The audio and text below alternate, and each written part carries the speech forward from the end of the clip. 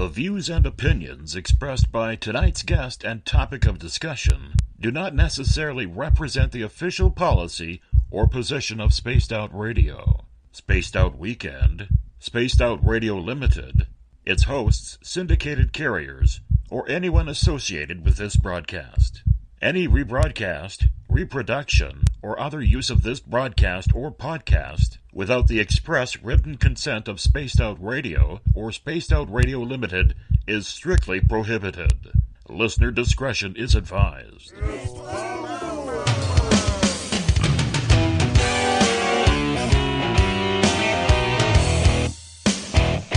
Bumblefoot.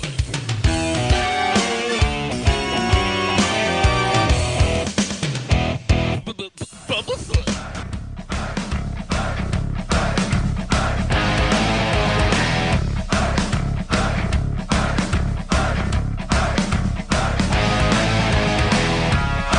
Are you experienced? Stop right there!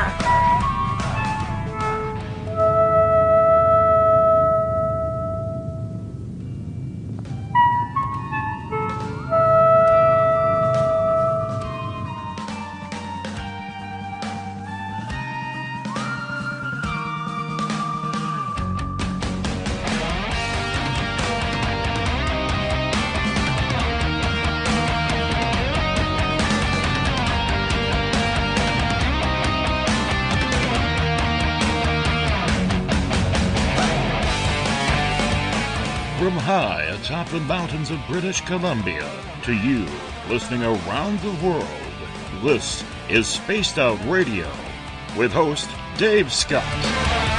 They let us play with all our toys. They let us think that we're big boys. They let us make a lot of noise, but we ain't rule the world. They let us think we're Superman. You can follow us on our website, spacedoutradio.com, on iTunes and TuneIn. Follow Dave on Twitter at Spaced Out Radio, on Facebook at Spaced Out Radio Show, or on our YouTube channel, Spaced Out Radio Show. I try to act so cool, but you know I'm just a fool for you. I will stop till I reach the top just to be there with you. Dave, oh Dave, are you playing with Bigfoot and aliens again? Dad, you gotta stop haunting the ghost. You're scaring them. All right, seriously, put down the pointy sticks. Oh, the deeper I fall. Okay!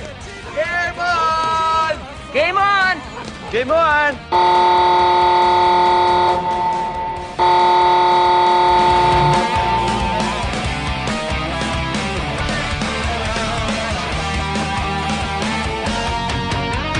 The password is... All right. Buckle up, space travelers. It's time to go for a ride on Spaced Out Radio. Mr. Bumblefoot, Dave is ready for liftoff. I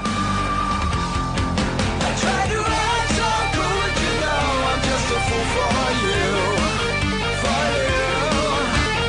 you. Seriously, Dave? Really? Aren't you a little old for a tinfoil hat? Hello, Toby.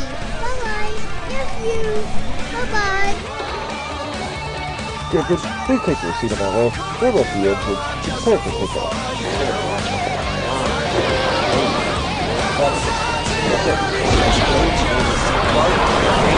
Start. 2, 1. Boost ignition and liftoff. I'm such a lucky guy, 'cause after all this time, it's like the deeper I go, the deeper I fall. The deeper I go. Good evening and welcome to a new week of Spaced Out Radio. Tonight I am your host, Dave Scott, and it's great to have you along for the ride on this Monday, September 4th, Tuesday, September 5th. If you're on the East Coast or across the pond, hope you had a great day and night.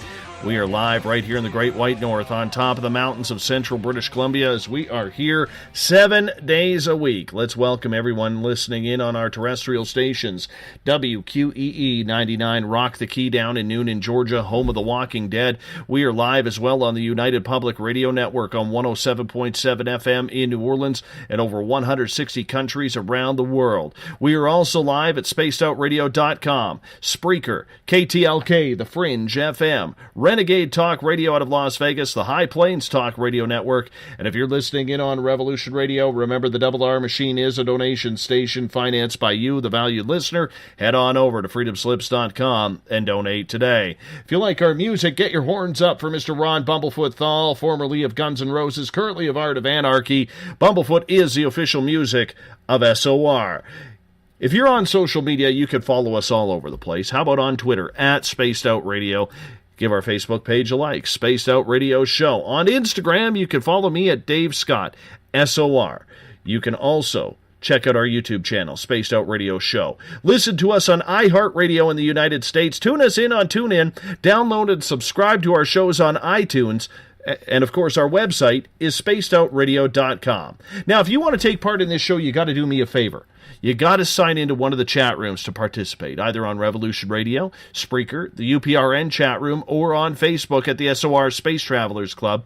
Or if you're on Twitter, just use the hashtag SpacedOutRadio. I will get to your questions and comments in there as well. If you head to our website for $5 a month, you can become an SOR Space Traveler. You can also shop at our store.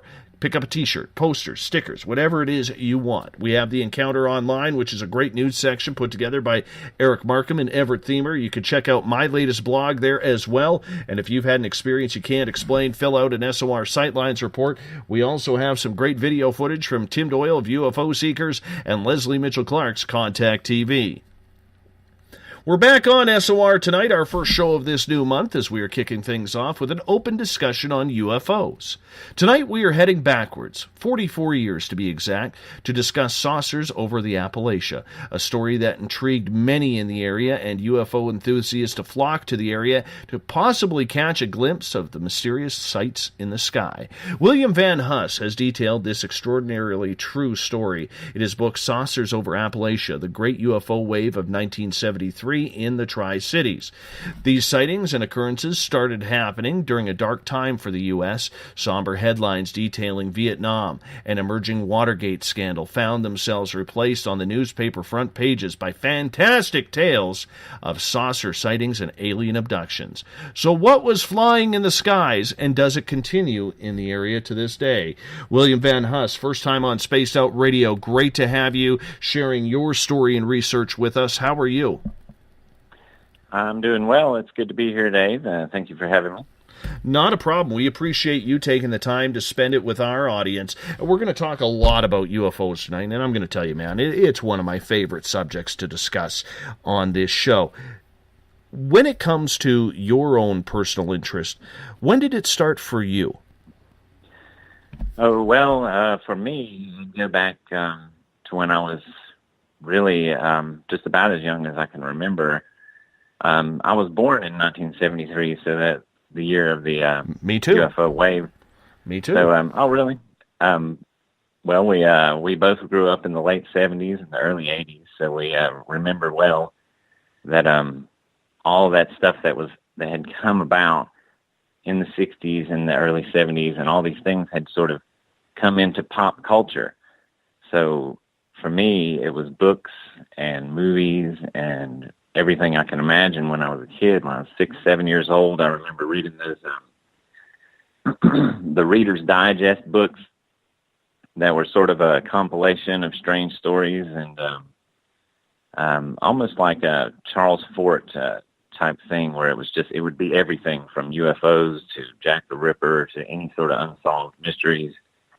And I guess it started for me back then, and really just has always been an interest of mine. And it's one of those things that it's so hard to find answers to that I assume that it will always be an interest of mine. Well, and you know what? That's exactly where everything is going to go, is we're going to try and figure out that mystery tonight. So when you look back as a child, you had mentioned that you had always had an interest in these topics. What led you looking into the sky before you even learned about the Appalachia sightings? Really, I suppose just I learned pretty early on that the whole the southern Appalachian area has a lot of activity, and I remember seeing that famous picture of the Flatwoods Monster when I was a kid, and then I remember learning about Mothman when I was a teenager, and so I knew there were a lot. And there's also the Brown Mountain Lights, which is another strange phenomena that's around here. So I heard a lot of things like that, and it piqued my interest. So I guess that's kind of really what started it for me. It seemed like something that was almost had a magnetic attraction to our area. Do you find that there might be something around that area? What do you think is causing all of those different sightings? Like you said, the Brown Mountain Lights are right around the corner, the Appalachia sightings. There's just so much activity in that area. Maybe describe that area for our listeners who don't really understand where exactly you are talking about. Okay, well, where I'm at is in southwest Virginia and northeast Tennessee area. So we're right on the border there. And then you have North Carolina, you have West Virginia, then you have Kentucky. So all these states kind of meet in this one area, and you have the Appalachian mountain range that goes through.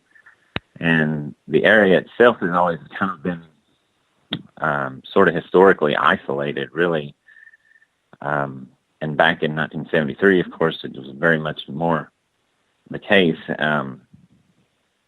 But I guess it has to do with geographically. It's sort of evolved its own culture, really. I don't really know what would account for pulling all of these strange things to this area, or if that is the case. But in the case of the wave in 1973, it was sort of a nationwide thing. It was very much like the 1897 airship wave, or the 1947 wave with the famous Roswell, Kenneth Arnold sightings, and the 1952 wave, then shortly after that, which had the Flatwoods Monster. So you had all these waves that they sort of just really populated the entire country. And in 73, it seemed that it started over on the West Coast. I mean, although you kind of always have spots here and there, hot spots here and there, and things happening, activity this place and that place, but it kind of sort of, you could really gradually trace from the West Coast to the East Coast, and so it ended up hitting our area in the fall of that year, so like around mid-October. Now, previous to 1973, were there a lot of sightings in that area, or were people having a lot of experiences, or did it just kind of creep up on everyone? Well, I know that at least in the 1950s, there were sightings, and I found them in the Project Blue Book files. There are sightings from 1957, 1958, and also in the late 60s, around the same time as the Mothman incident in West Virginia, there were also sightings. And these were noted in Project Blue Book as either not enough information, or and a couple of them just went unexplained. So yeah, there was a history of sightings, and it kind of correlated with not only the major waves, but then just really in between. So when you started developing and looking into this research a little bit more, William, was it something that you just had to fix that curiosity on what happened, or did you have your own sighting that maybe led you to look into this deeper? Well, I had the closest I've come and I would call this a sighting, was when I was about 17 years old, and what I saw was in the sky, and it was very, very high in the sky. And what I was doing was I was carrying groceries in from my house, or into my house, and I looked up in the sky, and we had a very clear sky. We had not a lot of light around. I was way out in the country, and looked in the sky, and very, very high up there was moving lights, and they were about the size of stars, or they looked to be, and they're just like stars, except they were moving around, and they were moving in a sort of slow, erratic kind of patterns. Not really. I would say there was probably about maybe 8 or 10 of them, and they were moving around, and some of them would circle the others, and some of them would move straight lines, and some of them would move in just really strange waves. And I sat and watched it I sat on the porch and I watched it for probably about 30 minutes. It went on for a long time. And I actually watched it so long that I ended up just going in the house. I don't even know how it ended. But that one really piqued my interest there. And then later on, years later, I saw one. I was on YouTube maybe 10 years ago or something, or more. I saw the videos from NASA. And I'm sure you've seen the one with the tether. And these strange sort of objects that looked like they're pulsating with light, and almost look like biological entities or something, And I thought, well, that's the way they moved was about the closest that I'd seen to that, because it wasn't the kind of flying saucer that's the classic, that moves really fast and hovers and zips away. It was more of just a meandering light in the sky.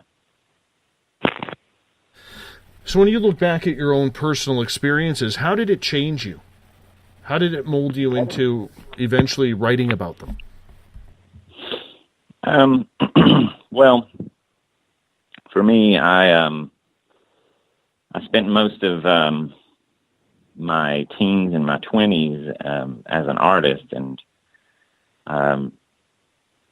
painting, writing songs, and working on fanzines. I used to produce fanzines and things like that. So it would always come out in my art.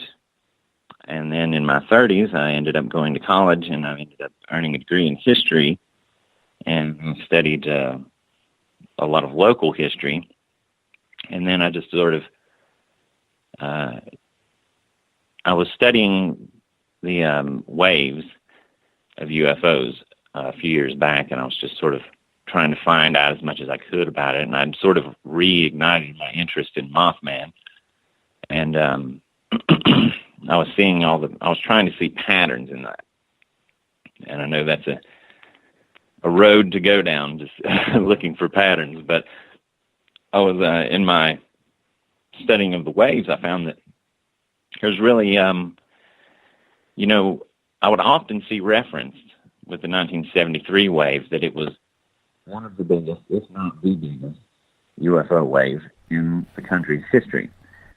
Yet there was way little information on it. There was an extreme shortage of information. So instead of the monumental task of trying to dissect every single incident across America and really comprehensively, which would probably be a lifetime that I don't have left to uncover, I decided to just take my area, because it did have this history of so many of these types of sightings, and find out what happened in this area and how that wave affected this area. And then I thought, well, if I can use this as a microcosm of how it occurred in the country as a whole, then we can look at it and maybe find out a little bit more about it. And then hopefully maybe other people can look at their own communities and see what happened that year too, and we can maybe put some of these puzzle pieces together, because I think what I like to think, hopefully I had a small contribution to adding to the knowledge, and that's really what I wanted to do, and just sort of examine it as a microcosmic reflection of the whole wave. I'm going to get you to move a little bit closer to your microphone because you keep cutting out just a little bit, if you don't mind. I don't know if you're on a headset or not, but sometimes that does affect it. Yeah, I'll get you to... There you go. Okay, is that better? Much better. Thank you so much. I do appreciate that. When it comes to getting into the research, were you looking at a real lack of interest? Because, I mean, let's face it, when you started researching this, the internet was still quite bare, and there would have been in your area a real lack, or in anybody's area for that matter, pre-internet days, a real lack of information that was out there or interest in people even talking. Did you notice that at all, or did you get started after the internet wave to learn what other people had written about what was happening in the Appalachia area? No, I definitely noticed it. In my time growing up and learning about these things, and then in the pre-internet, or at least in the internet when it wasn't so ubiquitous, in that time, there was very little information, and really I believe that's why there's only a few stories that really stick out. If you look back at any of these waves,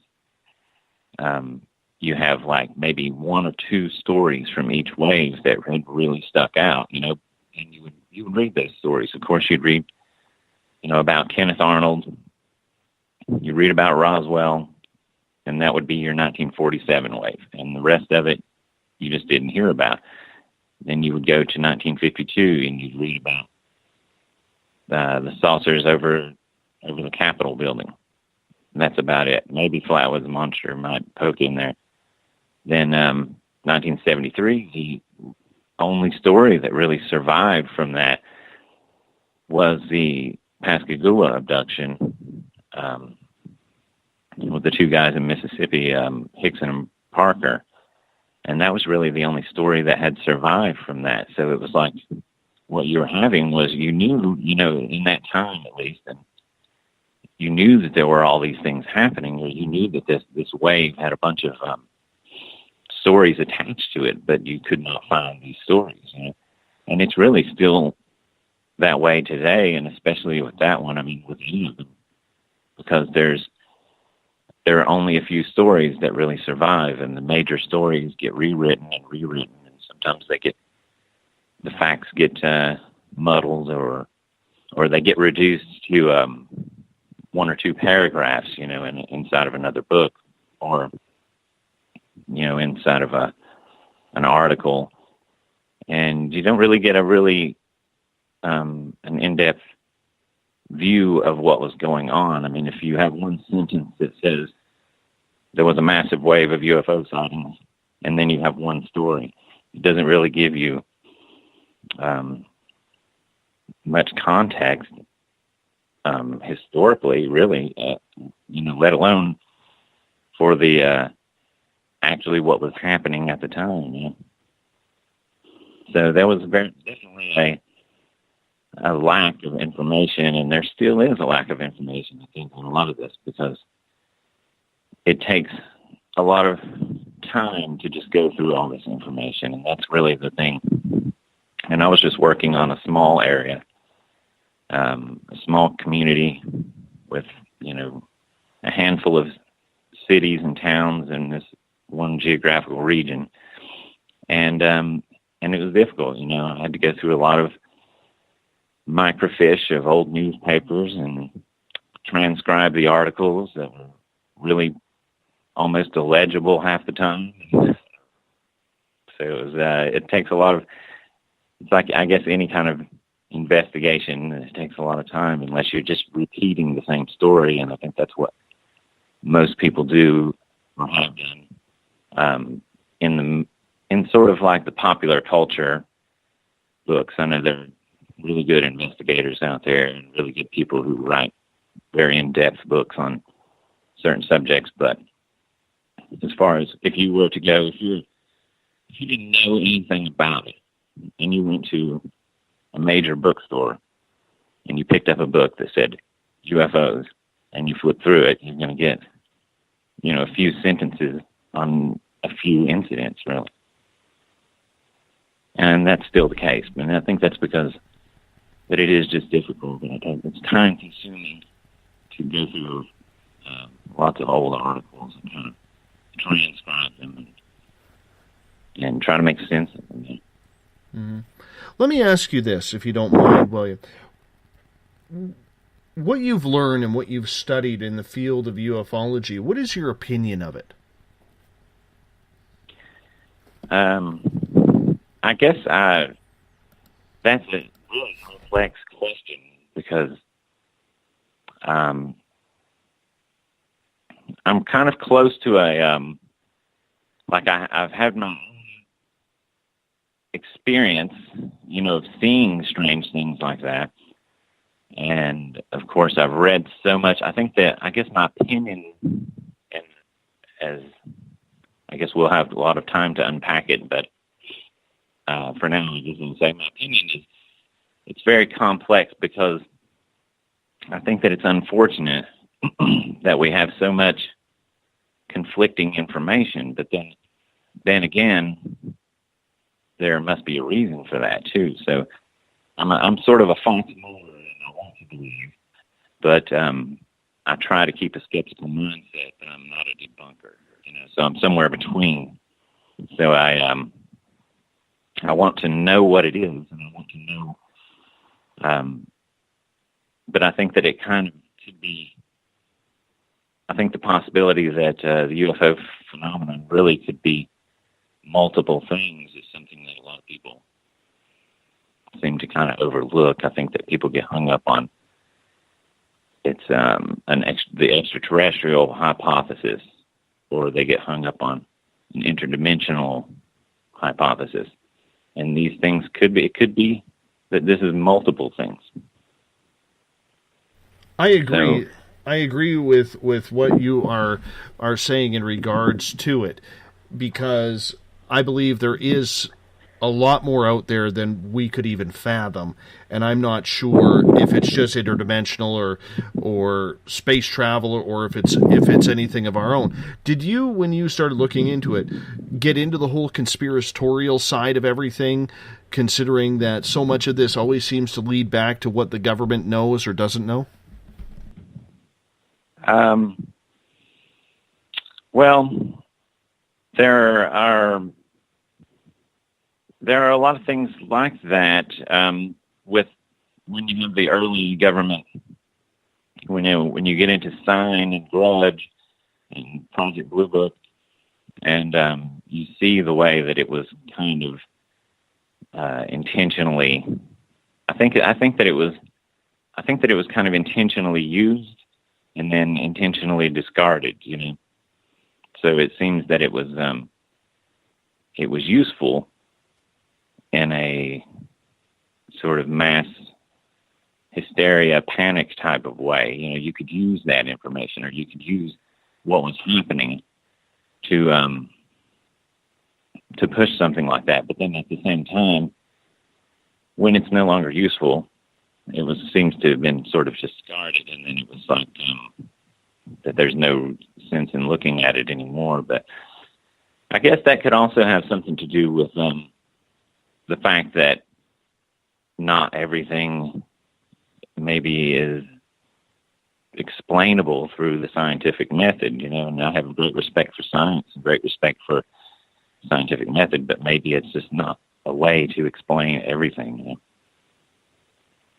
So what do you think is happening, William? What do you think? Do you think we're having the wool pulled over our eyes in regards to the UFO phenomena, or do you think that the government is just as thrown under the rug with this topic as we are? I don't know. Well, that's hard to say. I think that maybe that's the case. Maybe that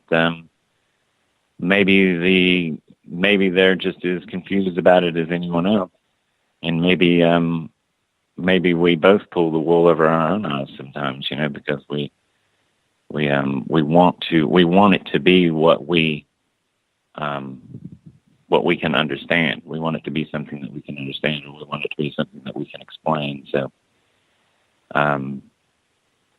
it really, one of the things that I like to study about the whole subject is the evolution of the whole phenomenon, and psychologically and interpretive, the way people interpret the phenomenon. So if we're talking about one phenomenon, and I don't know that we are, if we're talking about one phenomenon, then we're talking about a bunch of different people's interpretations of that phenomenon over a long period of time. So in 1897, they would interpret that as an airship. In medieval times or ancient times, they may interpret it as devils or whatever. And in modern times, in the rocket age, they would interpret it as rockets. So I don't know. I think a lot of it seems to be dependent upon the people who witness it and the time in which they witness it. But the real question is, what are they witnessing, and what is the reality beyond the personal perspective, if that makes sense. I'm going to get you to keep your mouth a little bit closer to the phone because you're kind of hobbling all over the place. No offense, please. Sorry. You're sounding great and everything, but we just got to get the audio a little bit clearer because you keep kind of going in and out. So I just want to keep you up to date on that. When it comes to the phenomena around your area, as we start to shift in regards to what UFOs are or maybe not, yeah. Was there anything specific people were starting to see?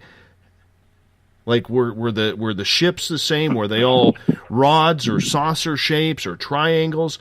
What mostly were people seeing in your area, even up to today? Well, they weren't the same, and that's one of the things that's very baffling about it is the variety. So that's kind of the question that I was asking: is this one thing? Because are we? I mean, I know all the theories that people have about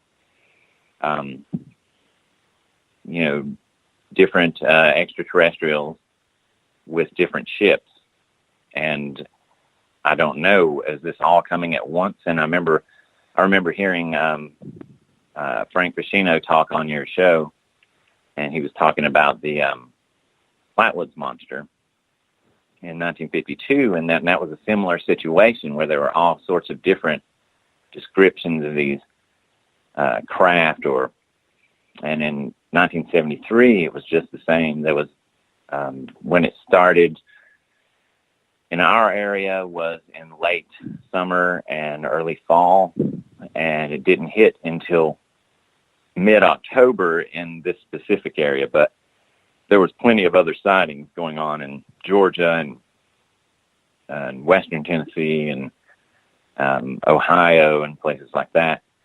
And the craft that were described were a variety from egg-shaped. There was some that were rod-shaped. There was one that was described in our area as being like a hyphen, a blinking hyphen. There were ones that were just sort of pinpoints that were just like stars moving. There were ones that were seen much more clearly and appeared to look like colored, like blue with a sort of a saucer shape with a sort of a misty color sort of surrounding it. There were ones there was one in Greenville, Tennessee, which is not very far from here, that was described as being as big as a 4-story house and looking like a house on fire, except for the fact that it was blue. That was seen in the same spot for several nights in a row and was seen by multiple witnesses, including several sheriff's deputies. So it was a wide variety, really, of, and that's one of the hard things, and that's one of the things that I was really kind of trying to catalog was the different types and see if there was any correlation between where they were seen, and if you could predict a pattern or predict the path of them. So sometimes it moved from east to west. So one of the early sightings in our area was in the Holston area, which is in southwest Virginia, and it was of a craft that very much looked like the one that I just described in Greenville. That was like very, very large, and big as a very large house. And it was seen in southwest Virginia. A couple nights later, seen in Greenville, so moving in a western direction. Although most of them just sort of seemed to pop up here and there, and they didn't really show patterns as much.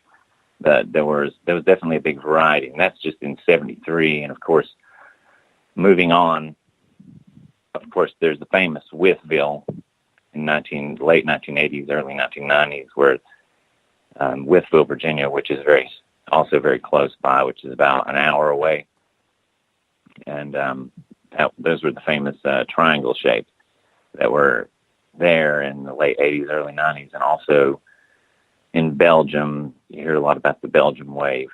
They're very similar. So there's been a variety, and then there have been times when they were all the same. They were all the triangles, you know. Have you ever seen any of the triangles in your area? No, I'm sad to say that I never got to see any of those. I've seen two. Really? One over my house, and one that was just in the middle of the sky, and it was the biggest thing I've ever seen. Really? I was swear, it silent? It was absolutely. They were both silent. They were both silent, and the first one we saw, three of us had first said seen a rod go ripping across the sky, southeast to northwest, and then 20 minutes later, the black triangle was over our house with the same type of rods lighting up the undercarriage of it. Wow. And three of us watched that, like a door opened up in the clear sky, and we watched it fly into this door. Wow.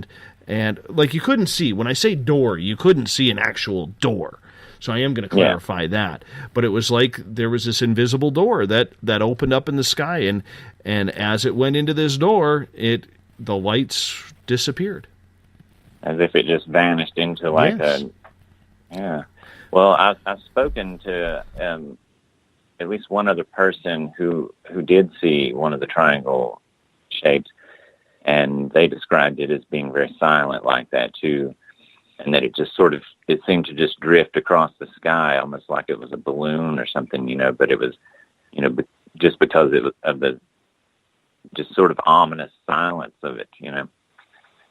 But unfortunately, I was never lucky enough to see one, and I was looking at the time too, because it was on the news and it was everywhere. So I was really wanting to see one, but I didn't. But it was around that time, actually, that I had the sighting that I told you about, where I saw the tiny ones that looked like stars that were moving around in erratic patterns. It was that same time, because it was about 1991.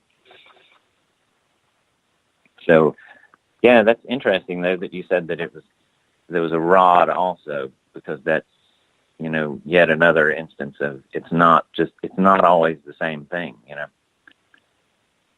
There's so many there's such variety that it's not something that people, you know, can easily I think a lot of people that haven't read much about it or don't know much about it, you know, are easily dismiss it because they think it's just one thing, and that there's this one simple explanation that people are just mistaking stars, or they're just mistaking the moon or something. I've heard even things like that, or the swamp gas or the other, the whatever thing that it is that they're mistaking, but it's not one thing, and it doesn't always appear the same to anyone. And I think really that people's experiences are probably as varied as people themselves are. But don't you find that it's confusing for people, William, because they don't know what they saw, they don't know how to react to it, they don't know how to really explain what the experience was? Oh, definitely, yeah. It's definitely confusing, and it's scary, I mean, if you have an experience like that, you don't want to tell everybody, because of the campaign of ridicule, for so many decades, of just speaking about anything like that. So most people probably, most sightings really are probably never even not even reported, but also not even told to their friends or their family or anything like that, because it makes you look like you're crazy or something if you say you saw something that's different and that unusual. But a lot of people, I'm sure even in your area, are afraid to speak out about it. I know they are up here. I know they are elsewhere. Yeah. Why do you think people in your area are afraid to speak out about what they are seeing? Well, I think that it's that reason, because of being ostracized. You don't want to be that kooky UFO person or whatever. So most people, and plus really in the South and in small towns, there's a stereotype. There are a lot of stereotypes of people who are like, when you see that a lot on TV. It's like it's the dumb country person who saw the UFO, so people don't want to be seen as that stereotype, and I think that's an intentional sort of thing to like that stereotype that became perpetuated for so long that people shy away from saying it if they saw something, or if they had a weird experience or, but I guess that's probably the way, it's not just Appalachia, but anywhere in America, and probably where you're at as well. There are very rural areas, and rural people get stereotyped as being like hillbillies and things. But really, when you think about it, one of the main explanations that you hear when people are trying to just debunk is that people are mistaking common things like Venus or like the moon or a meteor or something like that. People are mistaking these common sort of, and not that a meteor is that common, but people are mistaking mundane celestial phenomena and objects for these outrageous things that they say. But think about 1973, think about the 1950s and the 1940s and all that. It's these rural areas where people were seeing that the most, where people look at the sky the most. It's not in the cities. If you live in a city, a giant city, my wife and I just lived in Shanghai. We just moved back to America, actually. And living in Shanghai, a giant metropolis, you barely see the sky. You mostly see buildings, and you might see a little tiny patch of sky here and there, because there's so many buildings. So the people in the big cities are rarely looking at the sky. It's the people that live in the country that are always seeing the sky. So they're probably more attuned to seeing when something's different in the sky.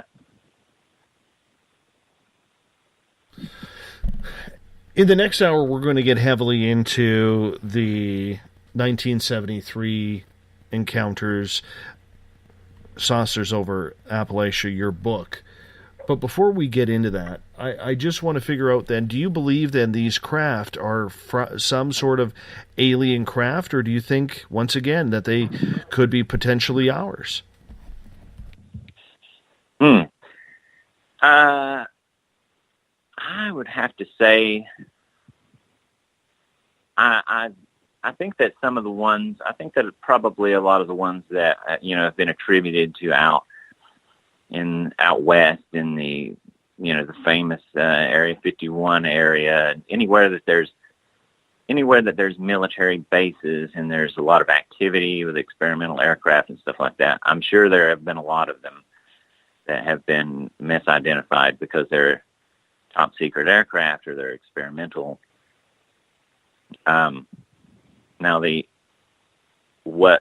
Otherwise, I would say that you have the extraterrestrial hypothesis that people like Stanton Friedman really have, that's their firm belief.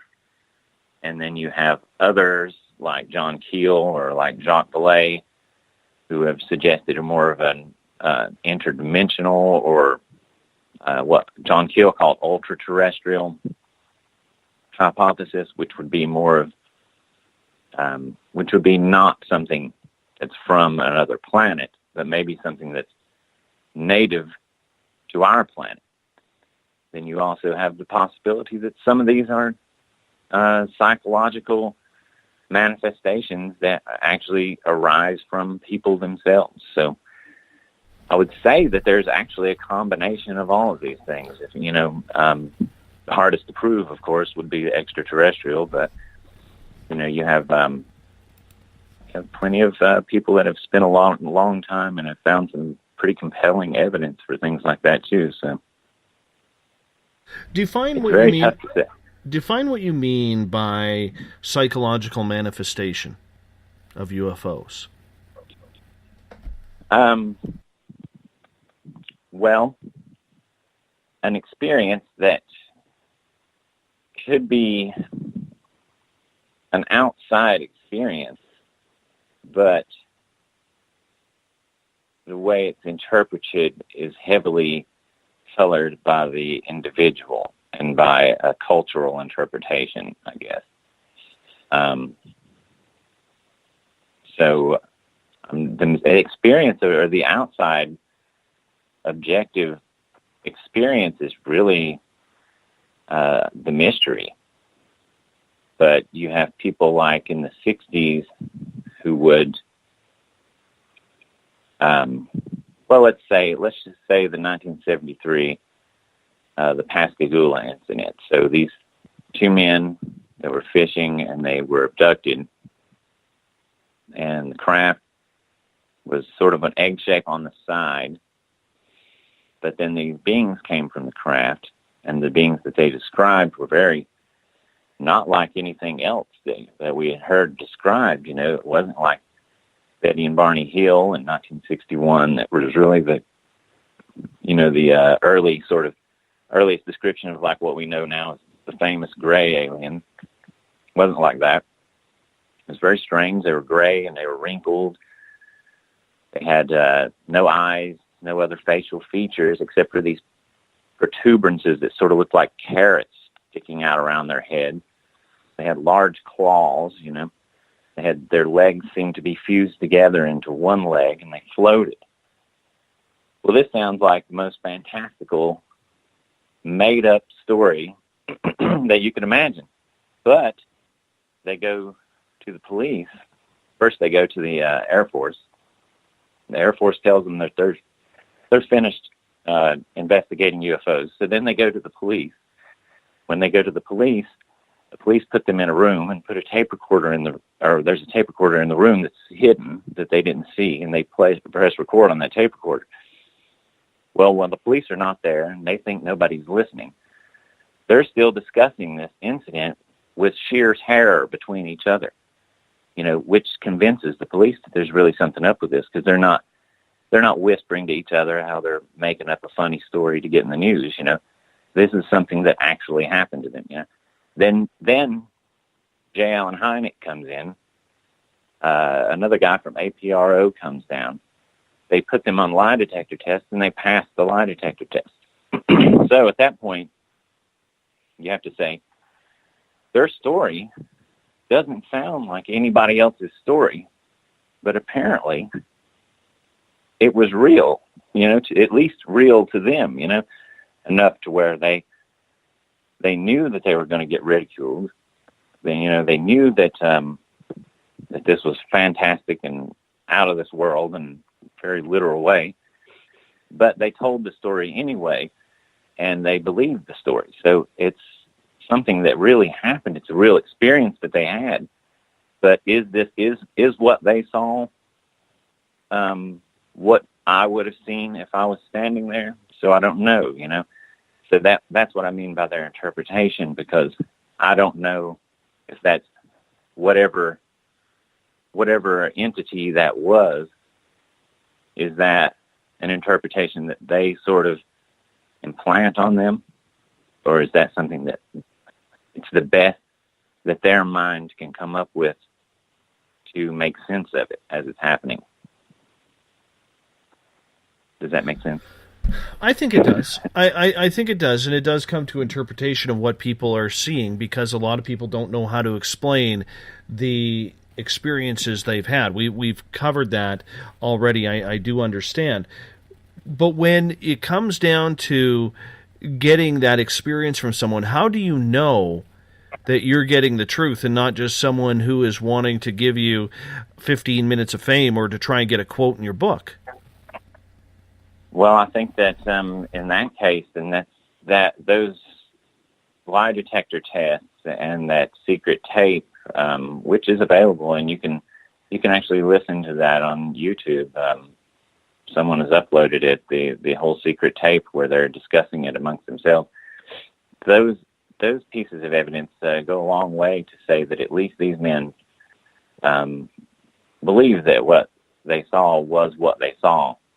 And to me, it's those stories that are actually the most convincing, are the outlying stories, and not the ones that just conform to what other people say, because they're not attempting to ride somebody else's 15 minutes of fame. They're not attempting to try to just replicate another story. And if they replicate another story, then it will have some sort of clout, and then they'll get, people will listen to them. They're telling a story that's completely unusually different from all the other unusual stories. So that really goes a long way to me, and I like those outlying stories like that because they really say something about the variety of experience and about the people too, because there are a lot of very decent and very honest people that have some incredible stories like that really happened, to them, at least in every way that matters. It happened to them, because they felt it, they saw it, they believed it, and it affected their lives. So I think those are the ones that are the ones we should really pay the most attention to. We only got about 3 minutes before we have to go to our first break of the night here, William. Do you believe then that there are that many people out there who have at least had one sighting? Oh, I would say there are quite a few people out there. And I remember the Gallup polls from the 60s were, I think, 30%, something like that, from like the 66, I believe it was, that believed in life on other planets. And it was very similar.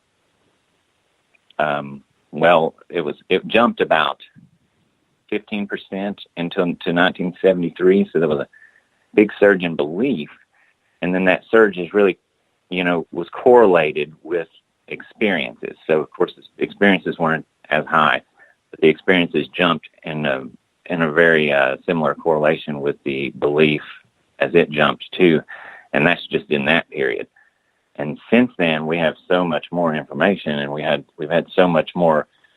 It's a lot easier to talk about now, even though it's not the easiest thing to talk about still for a lot of people about their particular sightings, but about at least thoughts on the subject and stuff like that are a lot easier to talk about now. So I think that's a good thing. As far as sightings go, as far as actually people having sightings, I don't really see it letting up. It seems to be happening at about the same rate. I don't think that there's been, to my knowledge, I'm not an expert on this, but I don't think that there's been a major wave since probably the 90s, maybe. Would you say? I don't know. Has there been a major wave in the 2000s? I don't think so. I don't think so as of yet. I mean, the last big wave would have been around the Phoenix Lights. Yeah. You know. Yeah, that would be.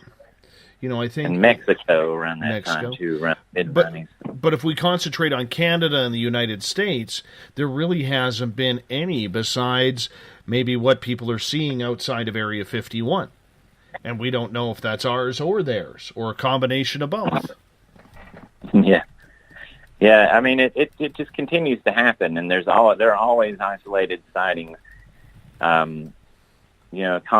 And if you're looking out for them, you can find them. And there's weirder ones, as like the doorway, that you spoke of, that where you, it wasn't not a literal doorway, of course, but things like that where they'll see sort of.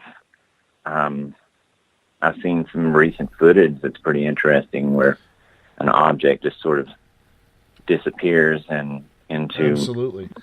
William, a hole in the clouds. William, I'm going to have to cut you off right there because we are going to have to go to our first break of the night. William Van Huss is our guest tonight. He is the author of Saucers Over Appalachia, the Great UFO Wave of 1973 in the Tri-Cities. We're going to get more into UFOs and the 1973 history of the Great UFO Wave coming up right after this on Spaced Out Radio.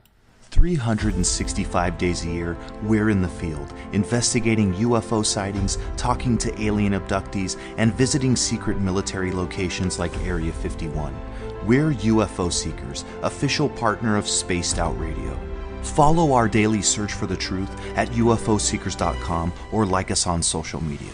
Catch us on Spaced Out Radio every third Monday of the month as we discuss Area 51, UFOs, and more. And also, don't forget to subscribe to us on YouTube.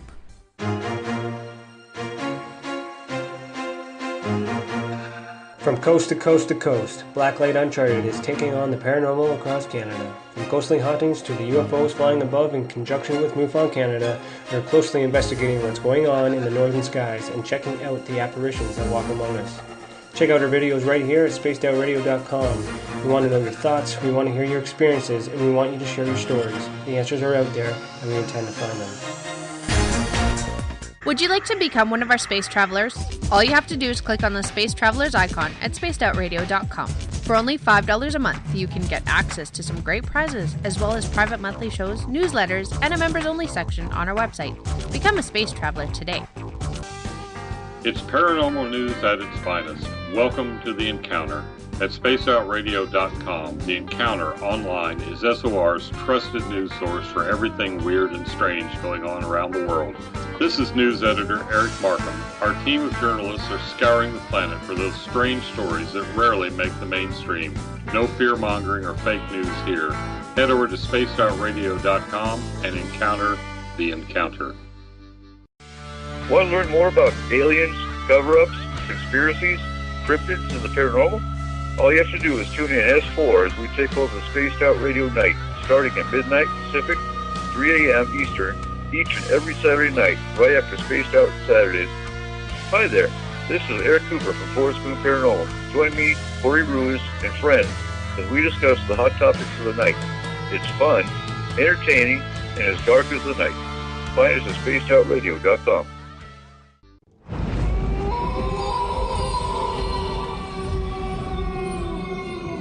Hey, this is Canadian Paranormal Investigator Mike Moore. The third Wednesday of every month, I'll be teaming up with Dave Scott to bring you Ghosts of the Great White North. Each month, we will bring on guests from across Canada to discuss their ghostly encounters. Canada is a paranormal hotbed with stories you've never heard, so we're going to bring them to you. So get comfy on your Chesterfield, grab a donut, and join us, eh?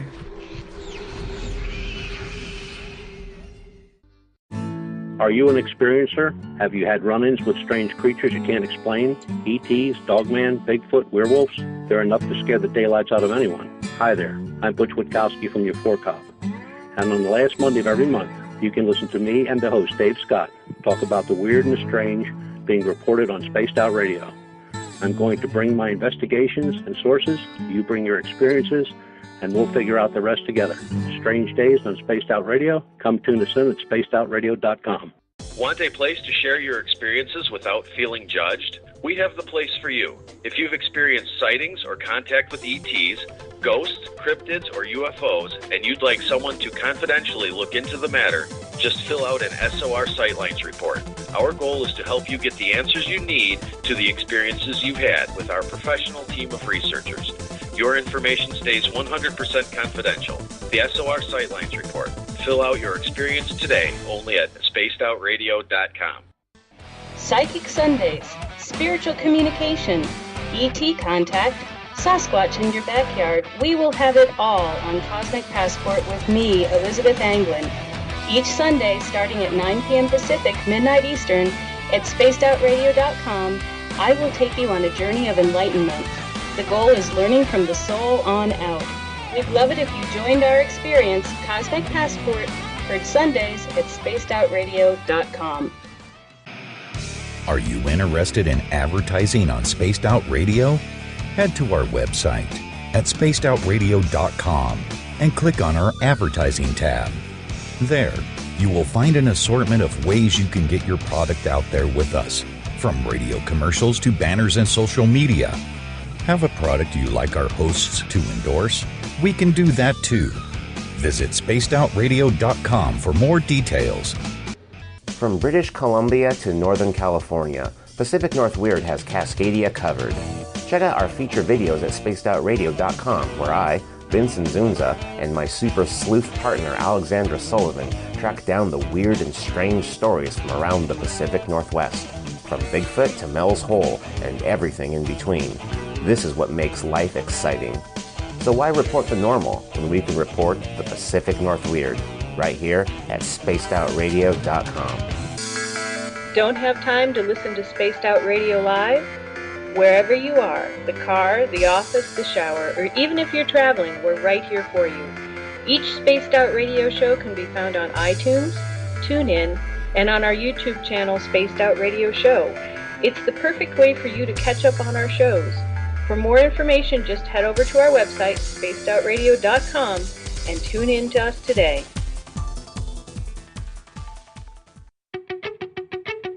Welcome to Spaced Out Saturdays with me, Dave Cruz from Beyond the Strange. Our weekly feature on spacedoutradio.com will take you around the world discussing everything from the paranormal to the latest conspiracies from the top guests in their fields. We won't leave any story uncovered. Spaced Out Saturdays at spacedoutradio.com starting 9 p.m. Pacific, midnight Eastern. The views and opinions expressed by tonight's guest and topic of discussion do not necessarily represent the official policy or position of Spaced Out Radio, Spaced Out Weekend, Spaced Out Radio Limited, its hosts, syndicated carriers, or anyone associated with this broadcast. Would you like to connect with us? Head to spacedoutradio.com for all your latest show info. And hit us up on Twitter using the hashtag SpacedOutRadio. Now, back to Dave Scott and SOR. Welcome back to the second hour of Spaced Out Radio. Tonight, I am your host, Dave Scott. Good to have you with us. Tomorrow night on the program, we introduce Rachel Kirkland to you. She takes over the Spiritual You as we get into everything healing, shamanism, spiritualism, and Zen. Hopefully we can get some Zen starting at 9 p.m. Pacific, midnight Eastern Time at spacedoutradio.com. We want to welcome in everyone listening in on WQEE 99 Rock the Key down in Noonan, Georgia, home of The Walking Dead. We are live as well on the United Public Radio Network, 107.7 FM in New Orleans, and over 160 countries around the world. You can also hear us live on KTLK, The Fringe FM, Renegade Talk Radio out of Las Vegas. And if you're listening in on Revolution Radio, remember the Double R Machine is a donation station financed by you, the valued listener. Head on over to freedomslips.com and donate today. Bill Cardwell has set the password for tonight in the SOR Space Travelers Club. Unguiculate. Unguiculate is your password. Make sure you set it wisely, space travelers, as Bill sets a password each and every night right here on the mighty SOR.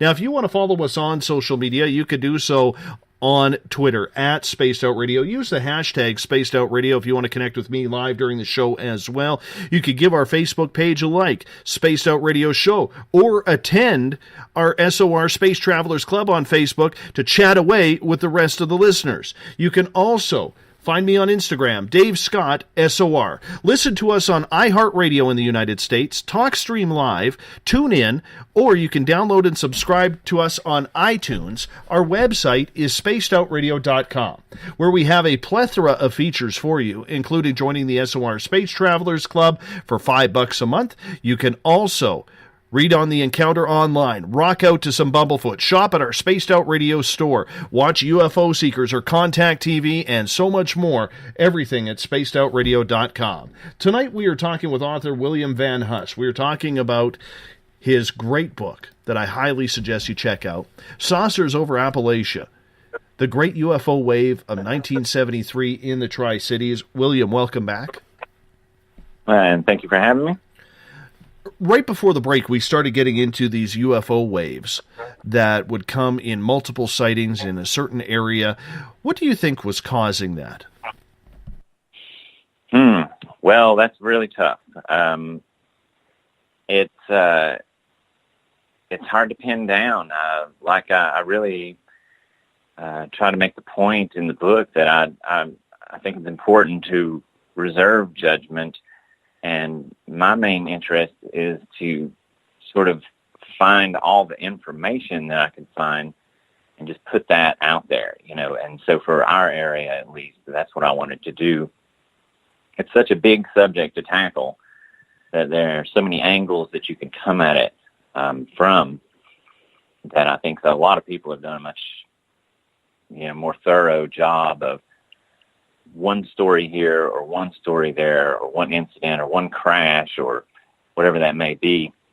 What I was trying to do is take a wave and sort of put it into perspective. I wanted to put it first off in context of the time, and then I wanted to put it in a place. And the place that I chose to put it was the place where I'm from, because as I started researching it, I started finding that this was huge at the time where I was from. So the normal news that you would see on the headlines of all the newspapers in the Tri-Cities area, which there was, 3 major cities here. It's Bristol, you have Johnson City, and you have Kingsport, and they're in a sort of triangle here in northeast Tennessee. So what I wanted to do was just see what was happening here. And you saw all these newspapers.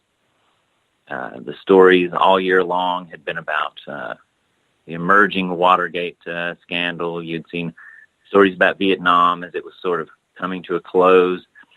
You'd seen the final missions of Apollo.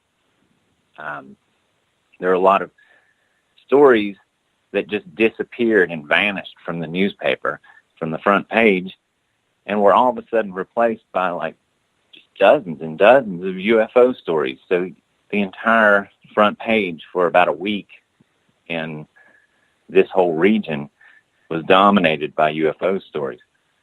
So what I wanted to do was just basically see how this place that was not experiencing anything all of a sudden was experiencing something, and then went back to business as usual afterwards. So I wanted to just sort of chart that and then maybe get all the data, put it all out there, make no judgments on it, and just sort of use it as a microcosm to say what's happening as a whole in hundreds of other places in the country, I'm sure. So I hope I did a good job at that. So let's lead into your book here, Saucers Over Appalachia, the Great UFO Wave of 1973 in the Tri-Cities. What made you decide to research this specific topic of UFO discussion? Well, the very first thing I heard about this was when I was a kid.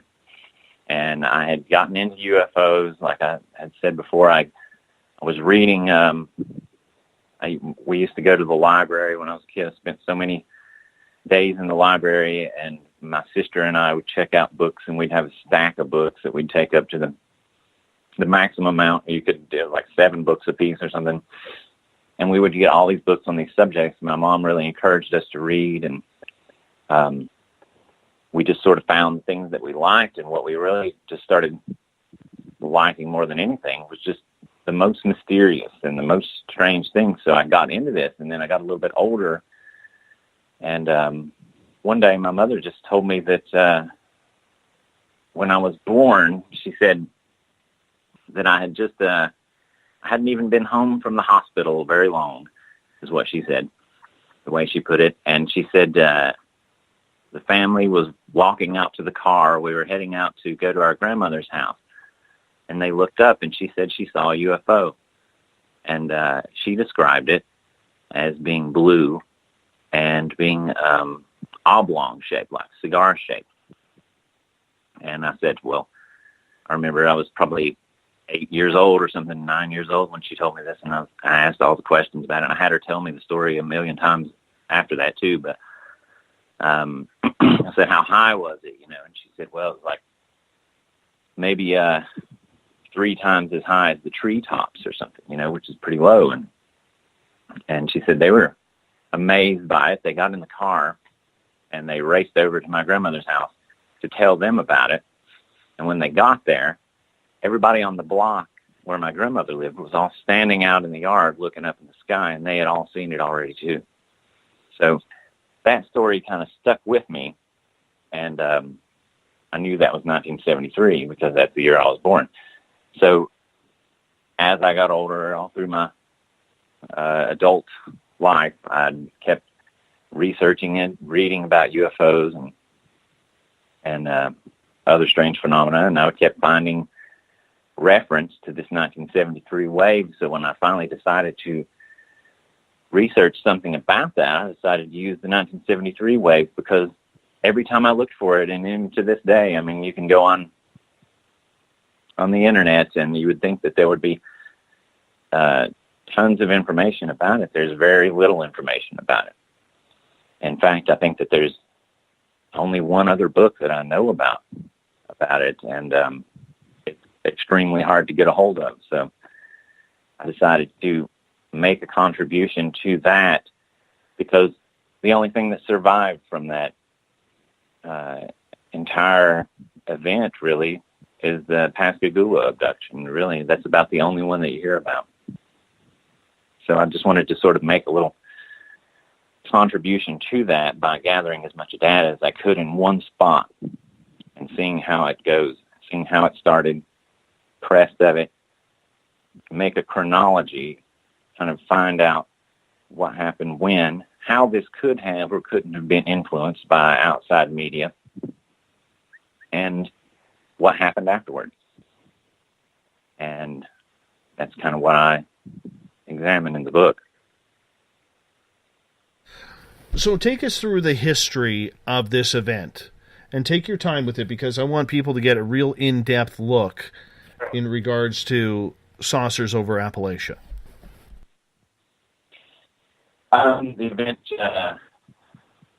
in my area,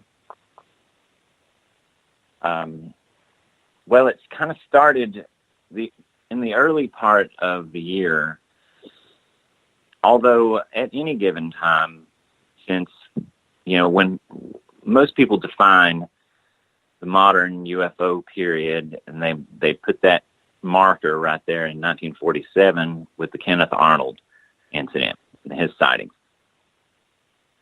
And, of course, later on, Stanton Friedman popularized Roswell. So that 1947 incident is where people start the marker. Of course, that's kind of arbitrary, because you could go back and way back into history and start it just about anywhere. But that's really when we started coming up as a technological society, and we started thinking about outer space and rockets and things like that. And science fiction became a thing, so I think that's why people kind of put that marker right there. But by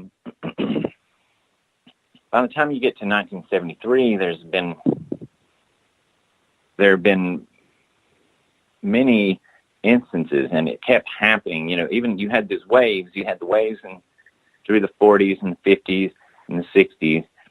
But then by 1973, although you would have a sighting here, you would have a sighting there in whatever state that you may pick out, it really did seem to start in the early part of the year on the West Coast. So all the way up and down the West Coast, probably in your area, the first sort of sightings in the spring, about the spring of that year, started popping up. And then you saw other little strange things happening on the East Coast and stuff. There was an incident, which is kind of one of the forgotten ones that happened in Illinois earlier in the year, where a man came out on his porch and he saw this creature that he described as having 3 legs, and it had pink eyes, and it had small arms, and he took a shot at it with a pistol, and it took off across the railroad tracks.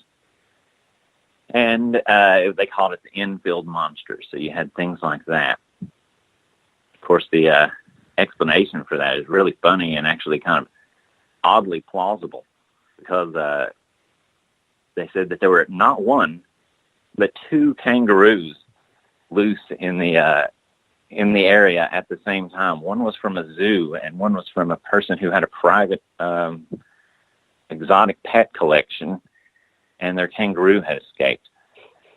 Now, that's strange enough, but the guy who saw it and shot at it had also lived in Australia and owned a kangaroo. So he said it couldn't have been a kangaroo. And that's one of those little stories that is not directly, you know, there was no craft cited or anything, but it's one of the strange things that started happening in the earlier part of the year. Well, by the time you get to the summer, sort of thought of UFOs is kind of getting more in the air. And there was an incident up in Virginia, sort of mid-Virginia, where a family reported a UFO, but it turned out to be a big sheet of plastic that had been somehow taken adrift by wind and had blown up, possibly from North Carolina. I don't know how it made it that far, but it was a big piece of irrigation plastic. So you had that false report. But a couple of months go by, no real activity in the South. And then all of a sudden, at the end of the summer, it's just a flurry of activity that just starts happening. And you have Ohio kind of starting to light up. And there's this incident in Ohio where all night long the police are chasing UFOs, and they're reacting to the lights. The police will shine flashlights at them. They'll react. They'll duck out of the way. They'll play games and stuff with the police. It's very similar to what John Keel described in Point Pleasant back in the 60s, how the UFOs seem to be almost not so much technological craft, but almost just entities in themselves that were reacting to the lights and had a sort of intelligence of their own. So you had things like that going on. You had the governor of Ohio, who was not in Ohio, but actually in Maine, and ended up having his own sighting of a diamond-shaped craft up there. So that's when it sort of started hitting. The wave just started coming. Then by October, it was about mid-October, October 15th or so, and that's really when the first sightings started coming in our area, in the Tri-Cities and Northeast Tennessee region. And the first one that's recorded in the newspapers was a group of policemen who were actually standing out in the parking lot of the police station, and they were getting ready to change shifts, and they were talking to each other, and they saw a craft up in the sky. And this craft dropped something, and it dropped something that looked like it was red, and it disappeared into the sky. It disappeared, just sort of faded out as it went down. Oddly enough, a couple days later, when the sightings really started picking up, another woman, actually two other women that lived in the same neighborhood in the same city, saw another incident where there were two UFOs in the sky. An airplane approached them, and then one of them dropped something, and then they sped off. So those instances right there would make you think, right off the bat, this might be some sort of military thing. This might be some sort of secret aircraft or some sort of secret exercise or something like that. But at the same time, who would do that over a populated area? That seems like a very risky thing to do, to be dropping flares or doing any kind of dangerous maneuvers in overpopulated cities. Why would you do that there? And we also don't have any military bases anywhere really nearby that it would be convenient to do that at. So those were some of the first sightings. By the next day, the entire newspaper was covered in sightings. There were as many as 115 calls in one day, and the sightings ranged from orange sphere, egg-shaped craft, saucer-shaped craft, copper-colored disc,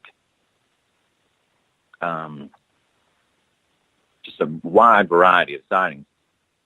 And they just started popping up like that. And so all week long, you started having things like one incident in Watauga, which is a tiny community outside of Elizabethton, which is another city nearby here. But today's population, I don't think, is more than about 20-some thousand. And back then, it was much less. So there was a tiny community right there where there were two separate people called who did not know each other, but saw the same thing, which was the copper-colored disc that descended into a field. And the one lady that called just saw it descend, and then she lost sight of it, apparently. And then the other lady that called had reported that her kids were out playing in the front yard, and this when this descended and appeared, and it just sort of appeared to hover in the field across from her. Then she said, and this is probably the one of the most just the craziest of the stories. She said that a door opened on the craft, and some sort of being tried to grab the two children, and the children ran into the house.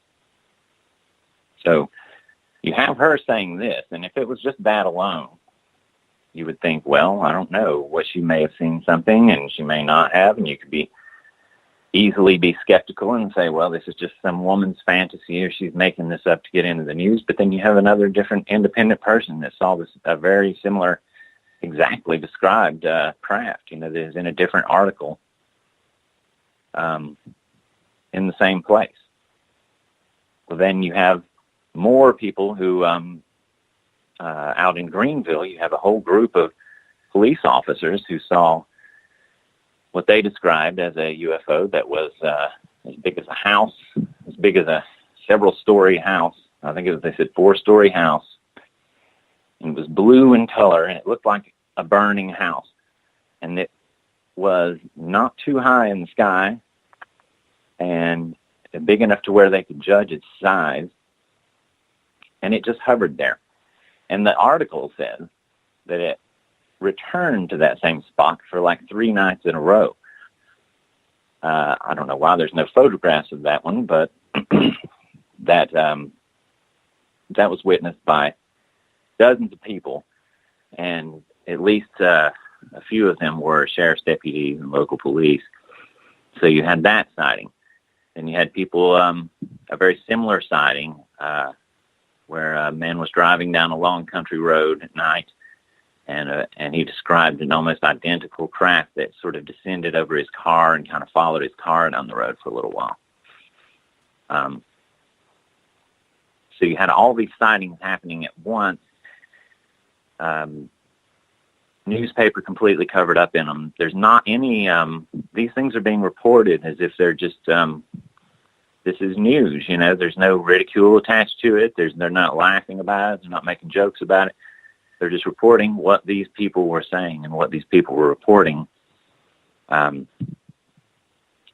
seemed like every community in the whole region's phones were just ringing off the hook at the police stations, to report sightings. Some of them were probably crank calls. Some of them were definitely hoaxes, because there were a couple of people that were, or at least attempted hoaxes. There were a couple of people that were actually caught trying to put balloons up in the air and light fires under balloons or somehow, and launch them into the air. But this was after it happened, after it started. And then you had the Pascagoula incident, which actually happened on the 11th, I believe, of October. And this all started on the 15th now in the news here.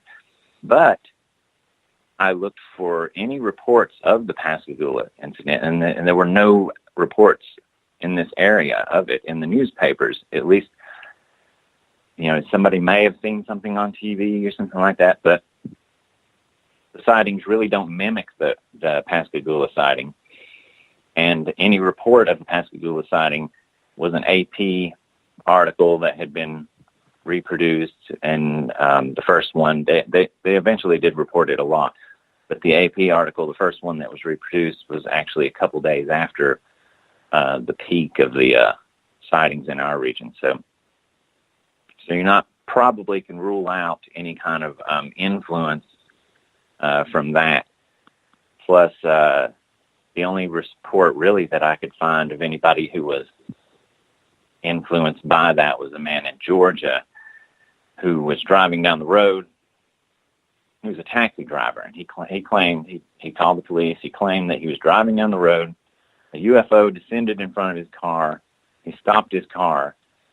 The being got out of the car with claw-like hands and tapped on his window. Later, he recanted that and said that it didn't happen, that he'd made it up to get attention.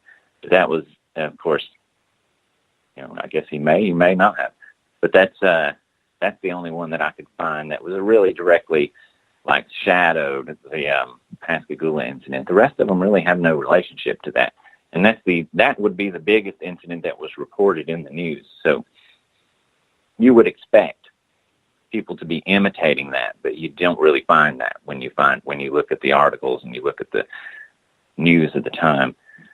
What you see is a huge amount of reports of various things happening and various craft and various levels of contact with that, and experiences with that are mostly by people who seemed very sincere, and many of them were people who really had a lot to lose by reporting it, because of city officials, and you had the governor of Ohio reporting his, and people like that. So that's kind of how the week went. And sort of later on, like week 2, things calmed down. The newspapers kind of slowly goes back to normal for a little while. Then you start seeing articles on that are basically just debunking the whole thing. And you have people coming in and with these explanations that are wilder than any explanation that you heard previous, like, you know, things like swamp gas and stuff like that, that just really, you know, we don't have any swamps. so we would probably not have any swamp gas. You got a lot of people talking about space debris, and of course, this was, like I said, the end of the Apollo mission and stuff like that. The end of all that, so space was on everybody's minds, and satellites and things like that. So there was one scientist that was saying that it's probably just all space debris and decaying orbits, and it's falling back to Earth, and it's causing flares, and that's what's getting people, But of course, since then we've got way more space debris. We don't see any correlation in the amount of space debris that we have and the amount of UFO sightings that we have.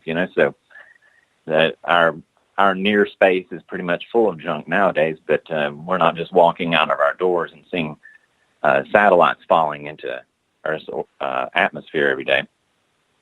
So I wouldn't really put much credit in that one. And then you started having the articles of people like Stanton Friedman, who was down in the South at the time.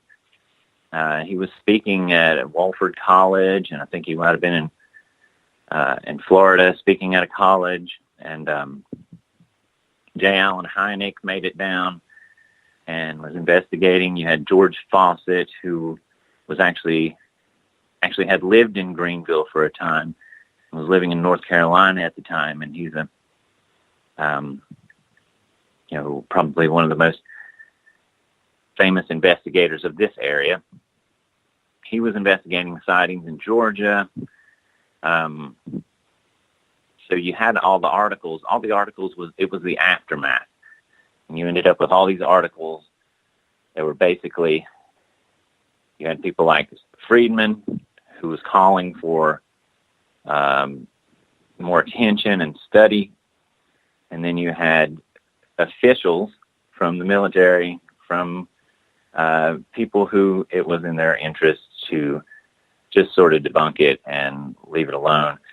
And then you had even more on a whole nother level, you had local businesses. I started running ads. There was one that was a furniture business. It was like UFO was in their ad really big. And then underneath it said, unusual furniture objects available now. So you had things like that where people were just sort of capitalizing on the phenomenon. Well, this had to do well for the tourism industry as well during that time. Well, you would think so, but we really didn't have any tourism industry at that time. We do now, but at the time, I don't think it did.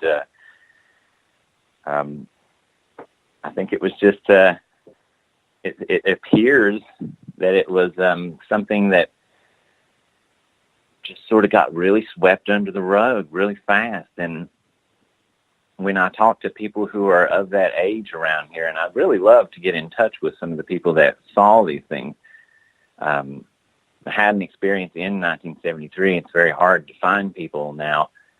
A lot of these people may not even be, on social media and things like that, but I would like to get in touch with people that saw in our area or any other area in 1973 that had an experience. And I have a website for the book, and it's saucersover@appalachia.com, and you can contact me on there.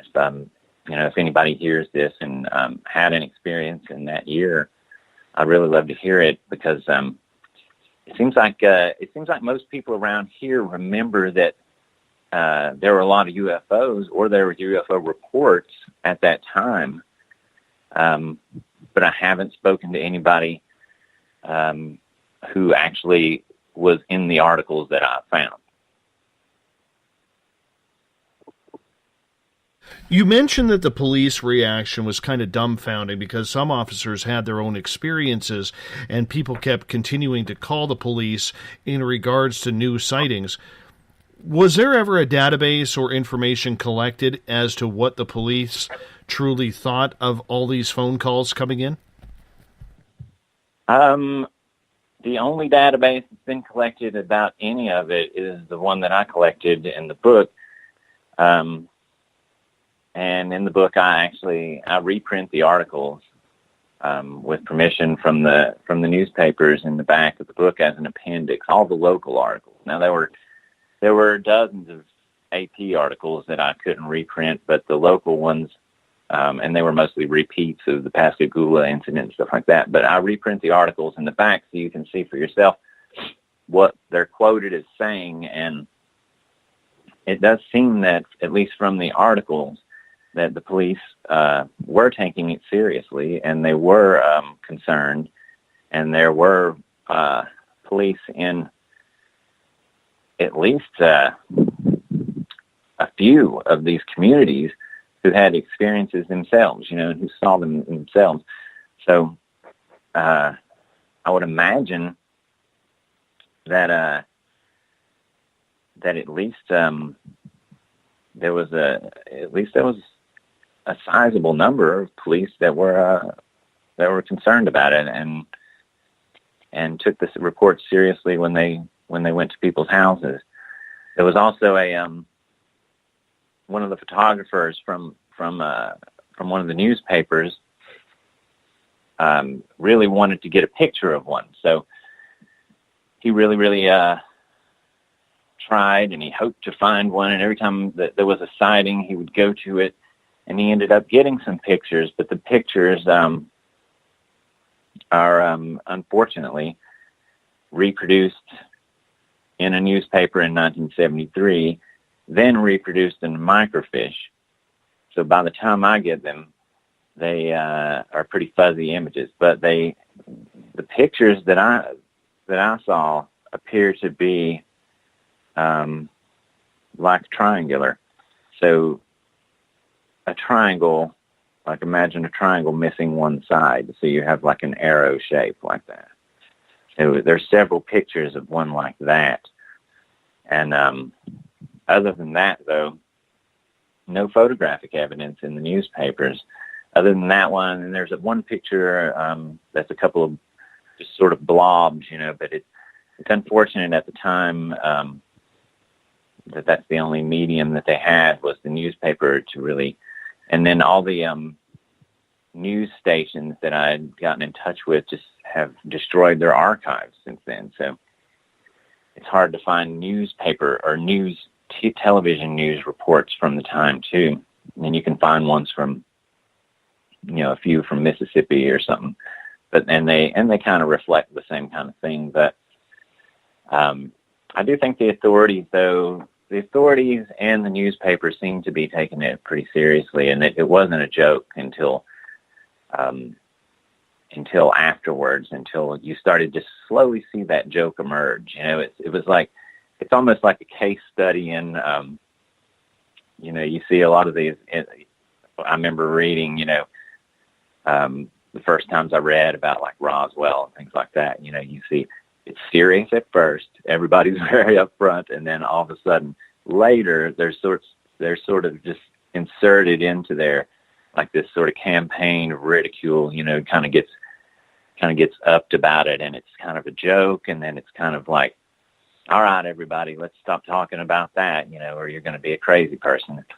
But at the time that it was happening, it seemed to be taken very seriously. Was there any government involvement up there? We have heard elsewhere when situations like this have happened, including the Brown Mountain Lights, that there was an immediate military growth in the area, and even military members going up door to door saying to people, you didn't see anything, just forget what you saw. Did that happen in your area? No, not in our area, but I have heard about it happening. Of course it's happened in the region. In our region, we're not too far from Ohio, and geographically, we're not too far from Pennsylvania with Kecksburg incident and things like that. So I have heard of that happening a lot. In our area, though, it seemed to be the news taking it seriously, the local authorities taking it seriously, and then just complete dismissiveness, at least in the press, by any military. Because when they would ask someone from the military, they would just be like, that's not something that we study anymore. Because this is not too long after the Condon report, and not, closed Project Blue Book. So they were really trying to publicly at least say that that they had no interest and that they'd closed the book on that, and that they found that there's not enough evidence to continue or whatever. So there's not any, at least evidence that I know of that there was any sort of people going around door to door or people trying to collect anything, really. So it seems like it just sort of got the cold shoulder. But at the same time, I would like to hear more about that from people that were here at the time. That it's very hard to get. It's very hard to get to find people, and it's very hard to find people who are willing to talk about it, really. So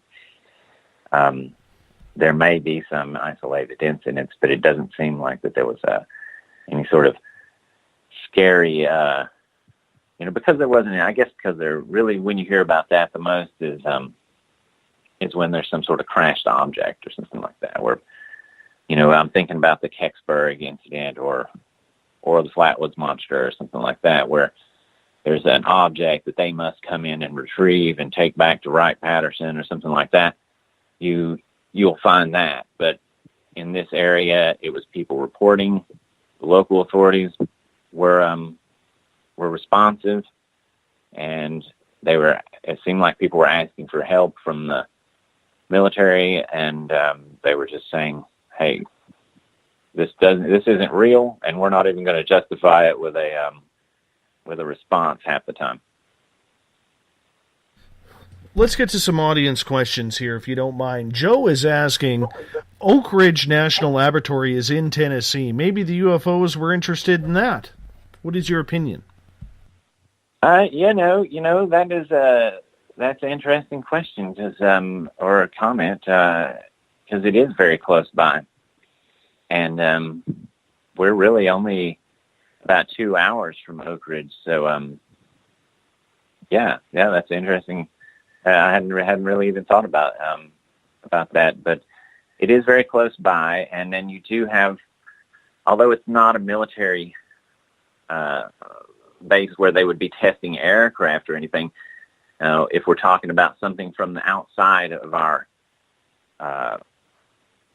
planet or outside of our time or dimension or whatever, I could very much see how they would be curious about Oak Ridge, because that is one of the places where the Manhattan Project, a lot of work was done on the Manhattan Project, and it continues to be a very secure facility to this day, and I'm sure it's a target from, it's been a nuclear target. It wasn't, we always heard about it growing up around here during the Cold War in Russia, and they would say that, that would be one of the places that they would bomb. So I would say it would be an area of interest. Let's get to more questions then. Catalina is asking, what fascinates you the most, William, about flying saucers in this incident? Well, what fascinates me the most about flying saucers is that there is so much information, yet no real answers. And I think that's really, those are the questions that are the most fascinating, really. When we think about, the Big Bang, or we think about, you try to get back before the Big Bang, or you say that or you think about ancient history or anything. There's always the mystery. It's the mystery that is the most fascinating. But with UFOs, I think that it's like a tangled web of all these things, because it's such an emotional thing that, like, if you experience it, it's a very emotional, sort of visceral experience, and it can be extremely terrifying. It can be really, and it's going to throw you totally out of your reality. So, you have all these reports about people. Then you have people that go in and intentionally try to get fame and intentionally try to hoax, and then you have disinformation, and you have the weird, shady government response that's happened for so long, where where at one turn they were like, oh, this is something, and then oh, this isn't something, and then they act like they're not concerned about it, yet they seem like there is a concern about it. So there are all these different influences and all these different things, and then if you're trying to ask the simple question of what it is, what is this, or is this true, is this real? If you're trying to do that, you have a long way to go. You have a lot of static to sort through. And it's puzzles like that and mysteries like that that really intrigue me. And I think that sometimes the best questions to ask are questions that you may never get an answer for, All right, let's get to another question from Joe. Could it be that the government was doing something in the Appalachians that then piqued the interest of the UFOs? Yeah, like with the Oak Ridge thing. Yeah, I mean, I suppose it could be. It would be just speculation on my behalf, but I'm open to thinking about things like that. I like to. Just like I said before, I can't really, I have to reserve judgment, on a lot of it because I just don't know, because I don't have any evidence for what they were or were not doing. But I would imagine that if, that like, with the Oak Ridge Laboratory and something like that would pique the interest of some sort of outside intelligence like that, with such a destructive thing, and I mean that's not a new theory, of course. In a lot of the in the 1950s when we first started having when the contactee movement came around, and you had all these guys like Adamski and Howard Minger, you had George Van Tassel, people like that were writing these books, and these tales that they were telling in their books were very, had varying degrees of fantastic and just crazy, almost just like completely unbelievable stories mixed with some stories that could be believable. And then you had some sort of, some of them were very credible, and yet some of them were con men. But then you had, at the same time, you had a thread that was kind of going through there in the 50s that these extraterrestrials were trying to tell us to stop doing this, to stop with the atomic bombs and to stop with the destructive behavior and everything. That's sort of really where I see that starting at, that they were trying to intervene to say stop, and that's the benevolent outlook on it. But then really later on, I don't know, I think that, it could be. I don't have any evidence for it, but then you have a lot of other people that say that these are not benevolent at all. It's very malevolent.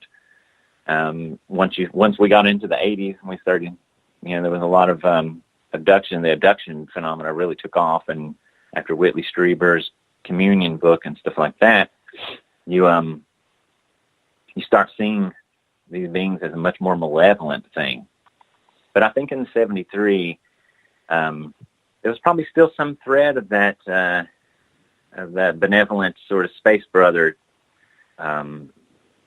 thing that was popular in the 50s that would be telling us to quit our destructive ways.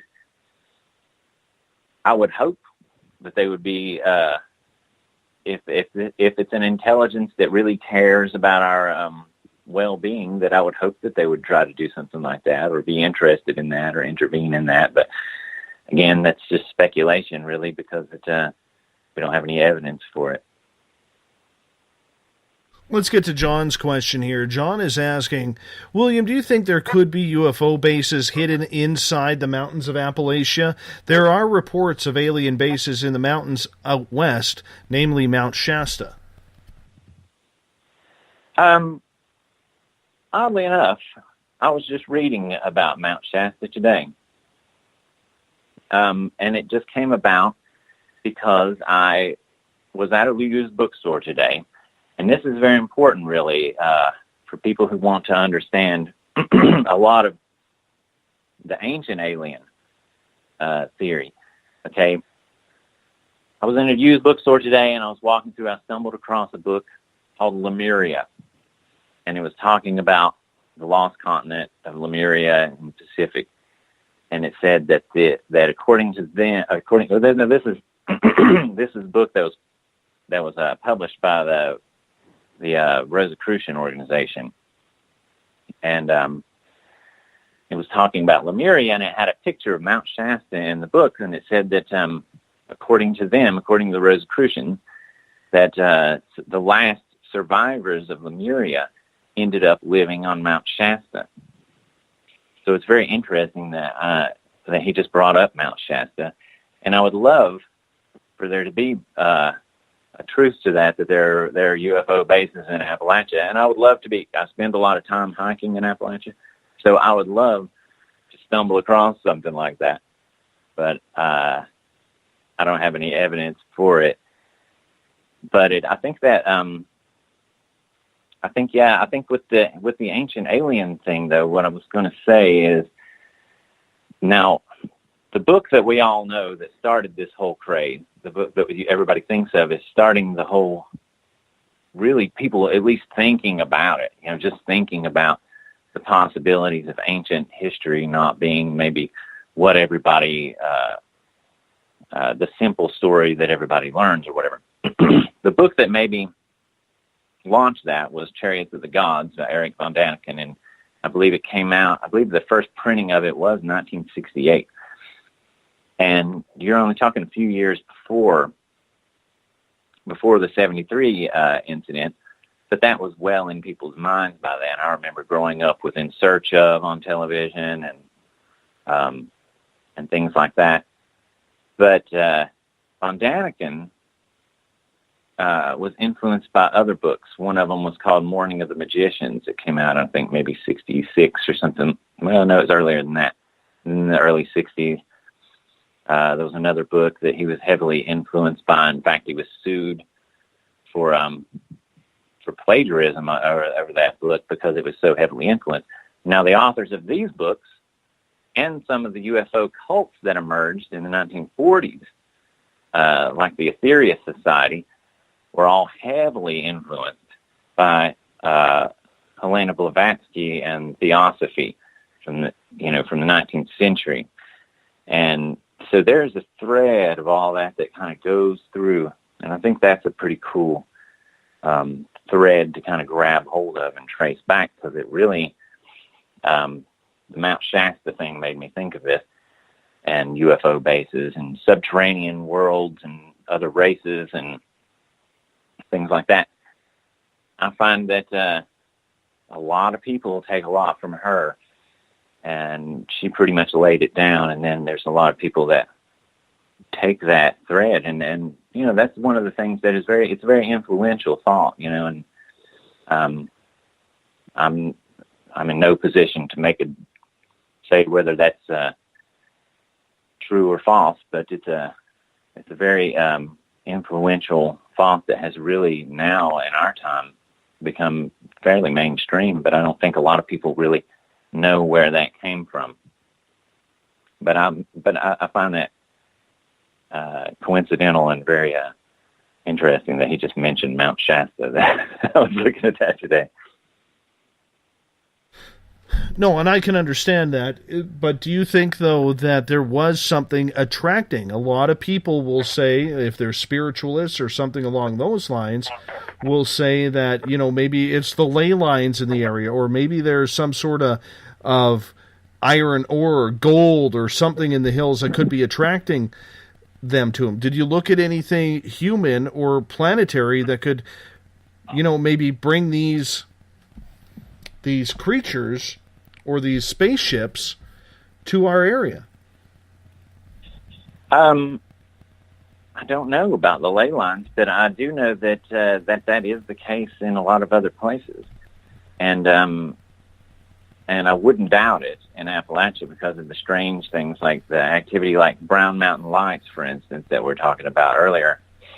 That's in North Carolina, just over the border in North Carolina, not very far from here.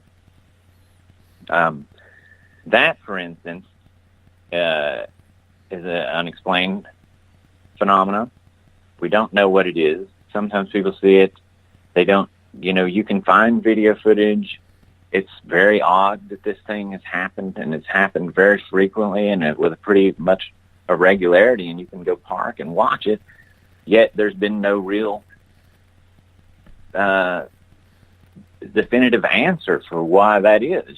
So, and actually, J. Allen Hynek, and I think it was the very last thing that he was investigating before his death was in Scandinavia, and it was a very similar situation to the Brown Mountain Lights, where there was some sort of energy and some sort of that manifesting in this one area over and over, and it was and you could go observe it, and you could go observe it with regularity, and that was one of the last things that he was looking at. So, yeah, I think there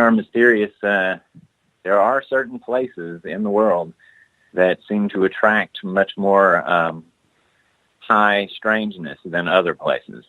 And I think that this area is one of those places. Excellent. And what we're going to do here, William, is I'm going to get you to hold on because we are up against our final break of the night. William Van Huss is our guest tonight. His book, Saucers Over Appalachia, The Great UFO Wave of 1973 in the Tri-Cities, is available at any major bookstore, Chapters, Indigo, Amazon, and elsewhere. We got 1 hour to go talking UFOs on the mighty SOR. I'm looking forward to it because you know me. I like me some UFO stories. So I expect you to stick around. We're going to get to more of your questions as well. Make sure if you're asking a question in one of the chat rooms or on Twitter, put it in capital letters so I do not miss it. I would greatly appreciate that. You're listening to Spaced Out Radio. I am your host, Dave Scott. We'll be back with more SOR and the final hour right after this.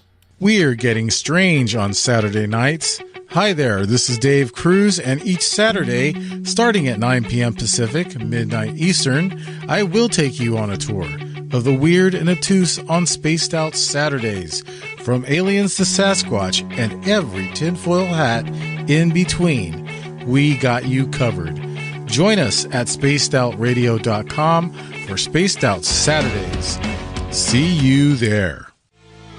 Not ready for bed on Saturday night? Right after Spaced Out Saturdays, hop on over to S4 with Corey Ruiz and me, Eric Cooper from Forest Moon Paranormal. With S4, there are no limits to what we try and uncover. From government conspiracies to helping clean up the paranormal, no topic is safe on S4. We get to the heart of the matter, of the subjects you want to learn more about. So tune in on S4 starting at midnight Pacific, 3 a.m. Eastern, only on spacedoutradio.com. Have you had an experience you can't explain? Would you like someone you can trust to look into it? We have just the place. The SOR Sightlines Report is the place for you to find answers. Whether it's Bigfoot, UFOs, Dogman, ghosts, aliens, or anything strange, the Sightlines Report will get you connected with one of our expert researchers to find out what's going on. All of your personal information is kept 100% confidential. The SOR Sightlines Report, a place for you to find the answers you need. Only at spacedoutradio.com. Hi there. I'm Butch Witkowski, lead investigator with U4Cop. On the final Monday of every month, you can listen to me and host Dave Scott on Spaced Out Radio's Strange Days. We're going to get to the heart of the matter when it comes to what's happening out there. People are seeing and experiencing things from ET contact to Bigfoot, and I want to hear about it. Your experiences are what we investigators need to help solve these unknown mysteries. So tune in at spacedoutradio.com to the final Monday of every month from Butch Witkowski's Strange Days. This is Eric Markham, news editor for the Spaced Out Radio's The Encounter Online. We have put together a great team of writers and journalists from all over the world to bring you top-quality paranormal stories, from alien encounters to the latest conspiracies. You won't find any of that fake news here. True stories and top-notch reporting as we look to bring these experiences to the mainstream. The Encounter online only at spacedoutradio.com. Do you want to know the truth? Do UFOs exist? Are aliens real? Are the governments hiding the biggest secret in history? We're UFO seekers, and we're on a hunt for the truth. Subscribe to our YouTube channel and follow along with us as we journey across the United States, visiting UFO hotspots and alien hotspots, trying to document the UFO phenomenon. Catch us on Spaced Out Radio every third Monday of the month as we discuss Area 51, UFOs, and more. And also, don't forget to subscribe to us on YouTube. Patrolling the Pacific Northwest, we are always on the lookout for the strange and unassuming stories that real people are experiencing. Hi, I'm Vincent Zunza from Pacific North Weird. Me and Alexandra Sullivan have teamed to bring to you those odd stories that never seem to make it into the mainstream. Stories so weird that will leave you scratching your head wondering, is this real? It's as real as it gets with Pacific North Weird. You can watch our videos right here at spacedoutradio.com. Become more intimate and interactive with Spaced Out Radio. Join our Space Travelers Club with your new membership. For $5 a month, we'll provide you with special access to the website, monthly prize draws from books to psychic readings, along with monthly newsletter, private interviews, and more. Sign up today to be part of Spaced Out Radio's experience. Looking for a place to advertise at a very reasonable cost? Look no further than Spaced Out Radio. SpacedOutRadio.com has an advertising tab that you can click to check out our daily, weekly, and monthly packages to play on the radio, or our website including social media. From commercial spots to banners, we have it all. Check out our competitive pricing today. Don't have time to listen to Spaced Out Radio live? Wherever you are, the car, the office, the shower, or even if you're traveling, we're right here for you. Each Spaced Out Radio show can be found on iTunes, TuneIn, and on our YouTube channel, Spaced Out Radio Show. It's the perfect way for you to catch up on our shows. For more information, just head over to our website, spacedoutradio.com, and tune in to us today.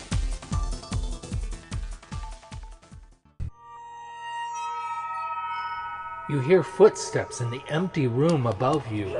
A rocking chair begins rocking by itself. Don't be afraid of the things that go bump in the night. Reach for Spirit Storybox, the iPhone app the Huffington Post UK called the only ghost hunting app you will ever need. Spirit Storybox. The spirits are telling their stories. Are you listening?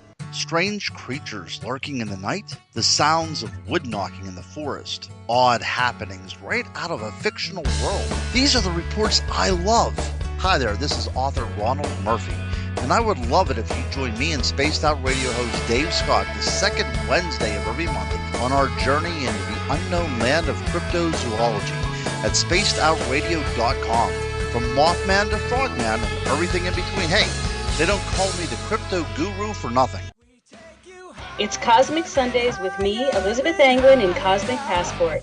Let me take you down a 3-hour spiritual journey where we will get into everything from ET contact to Psychic Sundays. It's a journey of listening and learning together with some of the best professionals in their fields. You can tune in to Cosmic Passport at spacedoutradio.com every Sunday, starting at 9 p.m. Pacific, midnight Eastern.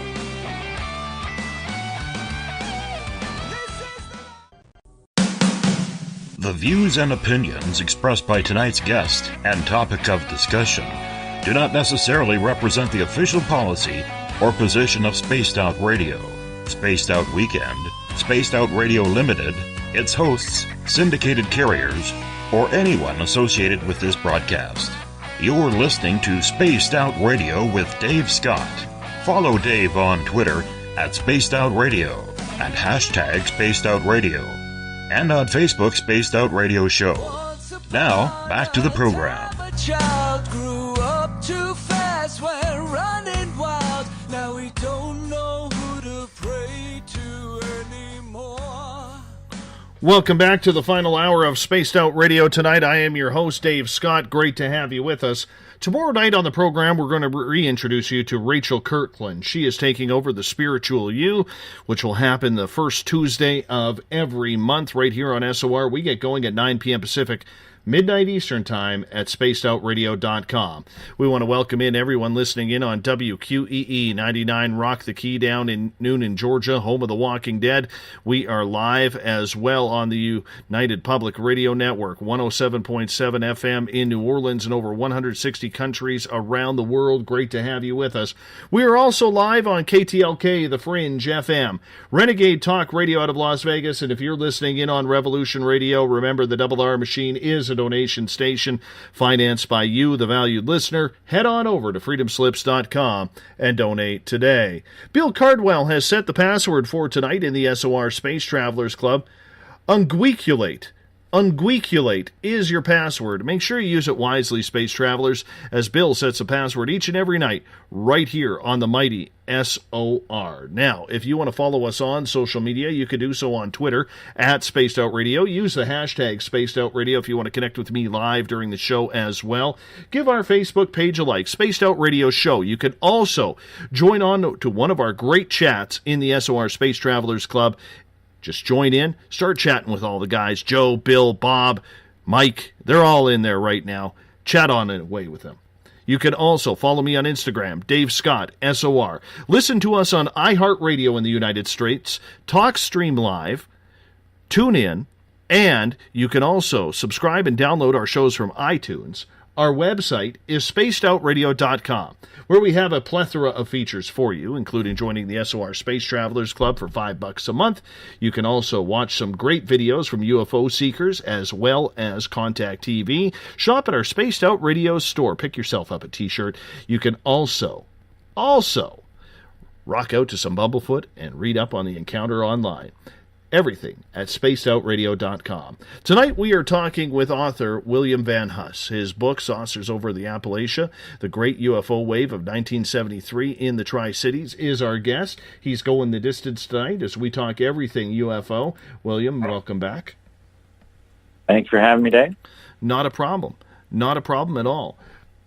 When this incident occurred in the 1970s, or 1973, I mean, you and I were way too young to be learning this since we're both vintage 73s, as this happened. What was the town's reaction to all of this, from the regular citizen to even up to the mayor? Well, it seems that the town's reaction was one of, I don't know, lack of a better word, flying saucer mania, UFO mania. It was, it would appear from the news reports of the time, at least, that there was a very significant portion of the population who were calling and reporting these sightings. So if you have in one night, if you have a town of, maybe 20,000 people, and you have in one night, a police station losing count of the number of calls that they're getting once it goes over about 115, you would think that that's quite a few people. And back then, I remember even when I was very young, there were a lot of places that had one phone line, and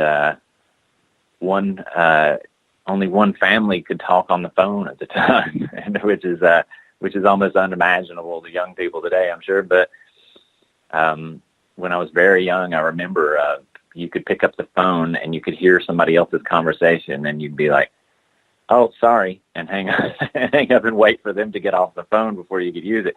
So the phones were being tied up at the police stations, and there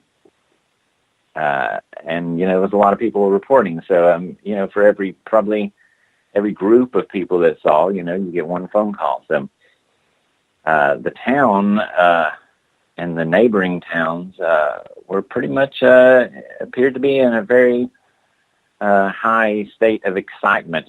The officials in the towns appeared to be taking it seriously and appeared to be investigating the sightings and appeared to be interviewing witnesses and taking notes of the sightings. And I didn't see any sign in the articles of any ridicule or dismissive attitude other than the one or two articles that mentioned people that were trying to hoax a sighting, and that had gotten caught, trying to launch a Chinese lantern or a makeshift balloon or something to trick people into thinking that they were seeing a UFO.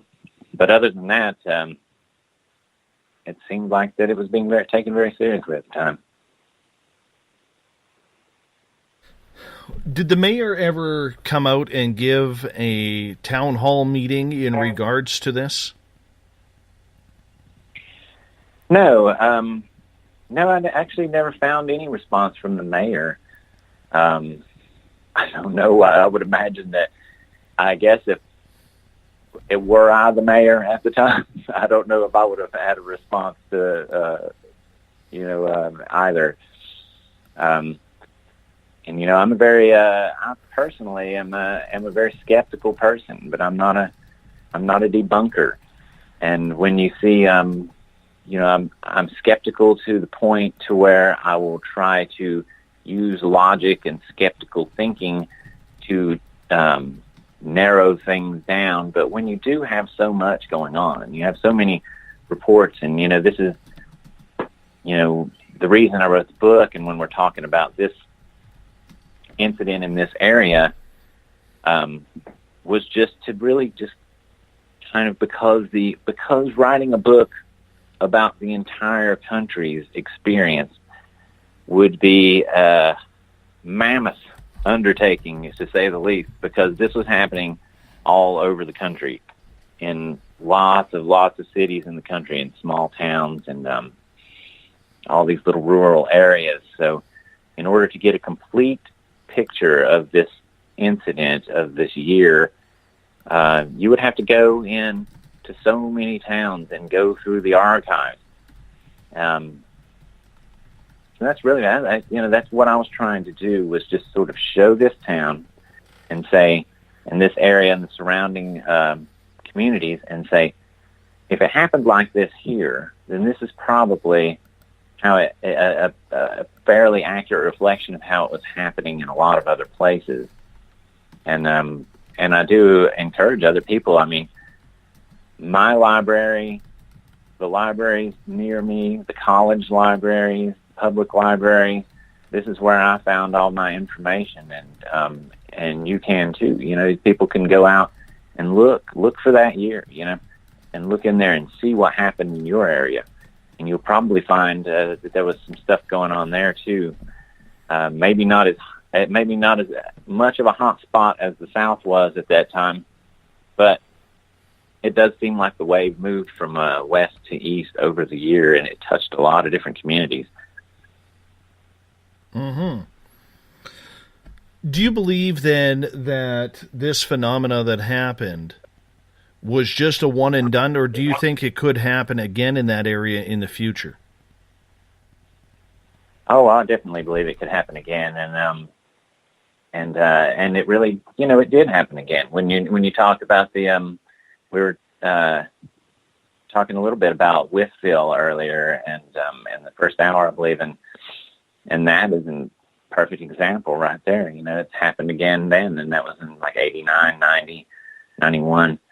Around that time. So, these things happen in waves, and some people have said that you can say it's a 24-month cycle, or it's a certain month cycle, and you can go back and look and find these waves and stuff, and then they have their certain hot spots, and they have their certain places that the most high-profile stories come out of.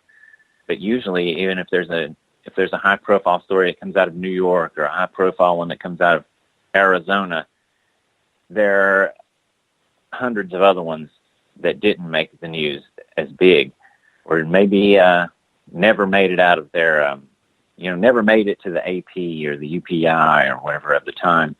Never became a syndicated story that went all over the country, but they were just as interesting and just as shocking as the ones that do make the news, And that's kind of the one I was talking about earlier in Watauga, that the copper-colored disc descended in the yard and the humanoid being tried to kidnap these children. That's something that, that story could have easily went nationwide, but it didn't. So there are these little Easter eggs, these little golden nuggets of stories that are still out there, and you can still find them, but they're just not on the internet. They're not. People haven't done the research because it's tough to go in there and just read tons and tons of irrelevant articles and then find the ones, finally stumble upon the right time and place, but 1973 is one of those times that it's just hard to ignore because it was so prevalent. Did it make people there more aware? Because, let's face it, in 1973, there was not much happening besides the odd story about a UFO, either at Roswell or Kecksburg, to name the big couple of ones that were going on. But when you had all of those people have sightings, did it create a bunch of other amateur ufologists out there trying to figure out what was going on? And were there still people working on it today? Well, at the time, in our area, we had George Fawcett, and he was in North Carolina at the time, but he had lived in Greenville, so he was investigating all this too. And at the very same time, he was out talking to people, doing interviews, trying to get to the bottom of it. His archives are actually currently, he passed away a few years back, and his archives are located at the museum in Roswell, actually, now. But he was one of the ones who was really there. And then you had the other ones that were coming from other places, like Hynek and and Stanton too. Those people that came from out of here. I think around here, I don't know as much about. As far as investigators, there was MUFON was a new thing at the time, and it was pretty new because it was a response, of course, to Project Blue Book being shut down, and nobody had it, without a satisfactory conclusion. So the citizens took it upon themselves, and of course there was a Tennessee chapter of MUFON. There was also an article in the paper of a professor at a local college here, East Tennessee State University, and his name was G.K. Jennings, I believe. And if I remember correctly, he was really pushing for more research on it too, and at least pushing for it to be taken seriously and for there to be like an actual study, and to try to get the government involved again. I think this was at the time when a lot of the researchers, you had people like Hynek who had formerly worked for the government, formerly had been a part of Project Blue Book, and he had given up hope on that, and he was doing it. He'd given up hope on the institution, the government solving the problem, and he had moved on to start his Center for UFO Studies. And then you had some people who'd given up hope, but I think there was still a lot of people who were still kind of hoping the government would take the issue back up. Now is a different story. I think we've all given up on that one. So it's really now it's clearly up to independent researchers and people like that to just continue to care about this topic. And I think there's a good reason to care about it, because it's a great mystery. And it's the great mysteries that are the most interesting things. That's one of the things there's just so much. There's so much information. There's so much to go on. There's so many angles that people have come at it from. But other than MUFON in Tennessee, I don't really know if independent researchers, other than Fawcett at the time, but afterwards, of course, you're talking about the 70s. So afterwards, it was that popular culture influence. Now, people's minds had been, started to change about this, and by the time the 70s rolled along, people starting to be more open to the idea of the extraterrestrial hypothesis. Maybe these are spacecraft or technological craft or whatever from another planet and all that. And then the other explanations and the other angles that people were taking it, like Jacques Vallée and John Keel and people like that, who were starting to think maybe this is not physical technological craft. Maybe we're talking about interdimensional or time travel. I guess time is a dimension, so dimensional travel. Maybe we're talking about something like that. Maybe we're talking about some sort of other intelligence that exists here in our dimension, but is only we're only privy to that, or we can only communicate with that in a certain time in a certain place, and then each person's communication with that is colored by their own cultural background. So you had a lot of people interpreting it according to what they knew. So you had ideas like that were bubbling around in popular culture, and people around here picked up on that too. You also had like we were talking about before, Von Daniken, the ancient alien hypothesis, and all that stuff. And all that was kind of taking hold. So I think a lot of the younger generation of that time, the people that were reading all this stuff and seeing all this stuff and starting to really expand their horizons, were becoming more and more open to the idea and less susceptible to just dismissing it as some sort of mass hysteria or hallucination or pranksters and stuff like that. Were there a lot of people pranking the police or the community with, say, Chinese lanterns or flashlights running around the forest? Did that happen at all? Yeah, there were a couple. There was one incident that happened in an apartment complex in Bristol where they actually caught a guy trying to do that and trying to do some kind of makeshift UFO out of a giant balloon and attach lights to it and things like that. That had been caught, but I don't think any of them, there's like one or two, but other than, I don't think there was any successful. It doesn't seem like that really to me would be, maybe that would be something you would think would be successful if you were that person, but it doesn't seem to me that anything like that could account for any of the reports, because these aren't these things didn't move like a balloon or a Chinese lantern. They didn't display those properties. You wouldn't have something as big as a house like the UFO in Greenville and the one in Mendota, Holston area. You wouldn't have orange balls zipping around over the mountains like you had over Clinch Mountain. You wouldn't have things like that if it was a balloon or something created by, just a person on the street. Because nowadays we have drones and things that even, that muddle this whole thing even more, because if somebody wants to hoax now, you can hoax a little better with a well-controlled drone, but back then there was really no way to hoax anything that would be convincing, I wouldn't think, unless you were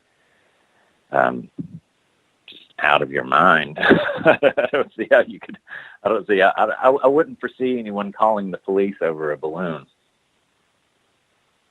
Did the police deal with those people who were doing that?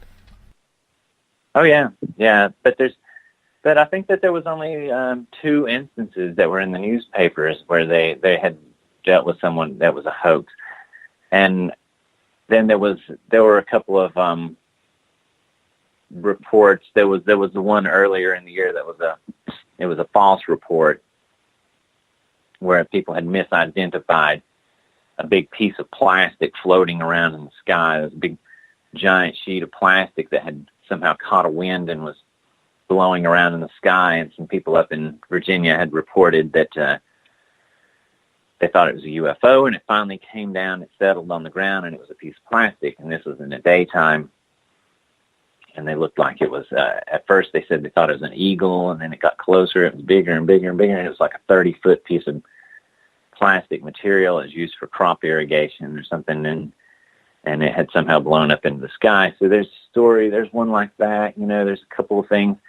but it seems like those stories, although reported in the paper, were only one of them had an article about it, and the others were just like tacked on to the end of an article.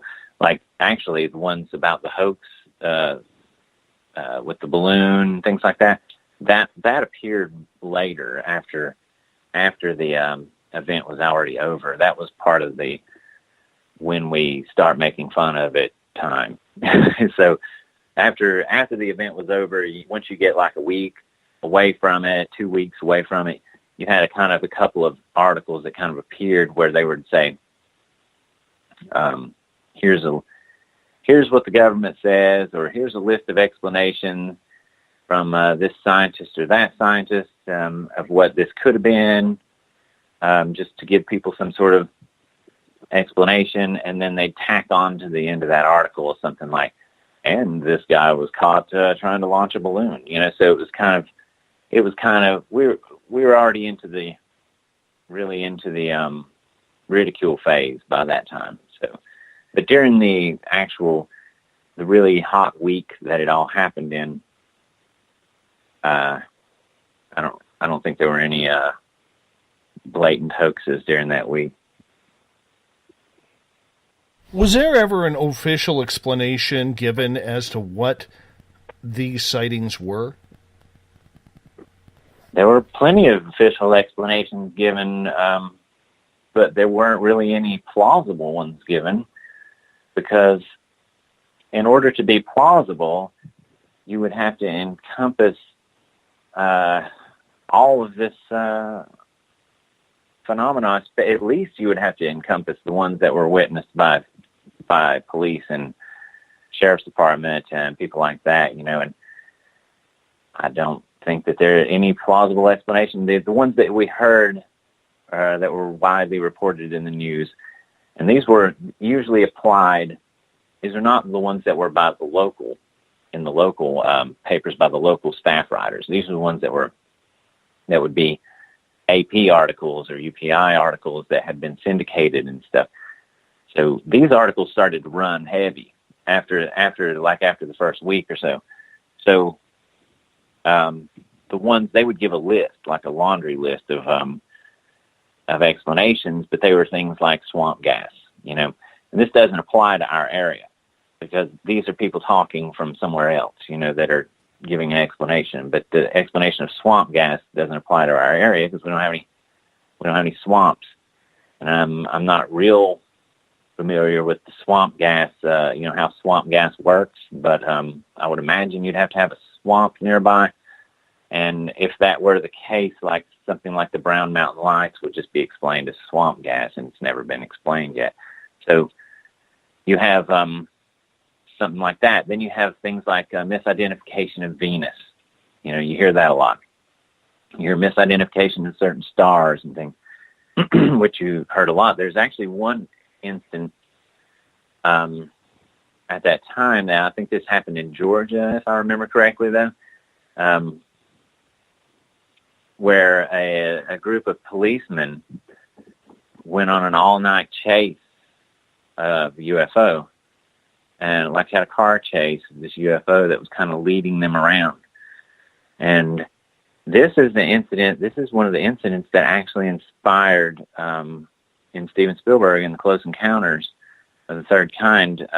There is a car chase with UFOs in that movie, and this instance inspired that, according to Spielberg.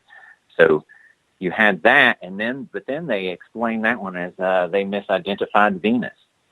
Can you imagine that, policemen, multiple cars of policemen would drive around trying to chase Venus? Yeah. Yes, because Venus is that low that you can follow it on a road. Yeah, that's it. That makes no sense. I understand the effect. You know, I understand when they talk about the effect of, like, when you're driving, you know, maybe it seems like this is moving with you or something like that, but you're talking about like a star, you know. Venus, we all know what Venus looks like, and it might be a bright star, but it's still a star. It's not going to be mistaken as something that you could conceivably catch in a vehicle. So, you know, I don't find that one to have too much credibility. Others were things like space junk or debris or something like that, burning up in the atmosphere.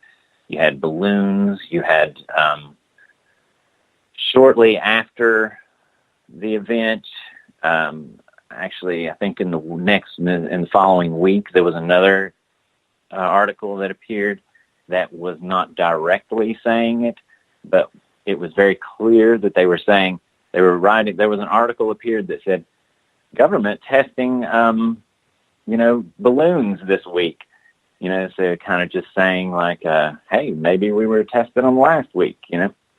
So there was some things like that, you know, that just kind of appeared, and it just sort of really, you know, I mean, it gives the appearance when you read the articles that this is just, you know, we're just trying to wrap this up and come to an easy explanation, an easy conclusion, give you an answer, and then you move on with your life and go back to work and forget about it. And I'd say that's what a lot of people did, you know, and that's what people continue to do. Really, every time things like this happen, you know, you do have, you know, that sort of like, even if you did see it, even if you are, you know that you saw something and you don't know what that is, you know, most people resign themselves to like, well, I just have to move on with my life, you know, and that's why, you know, part of the reason why it just sort of gets buried, you know, and you don't really hear a lot of these stories after a long time.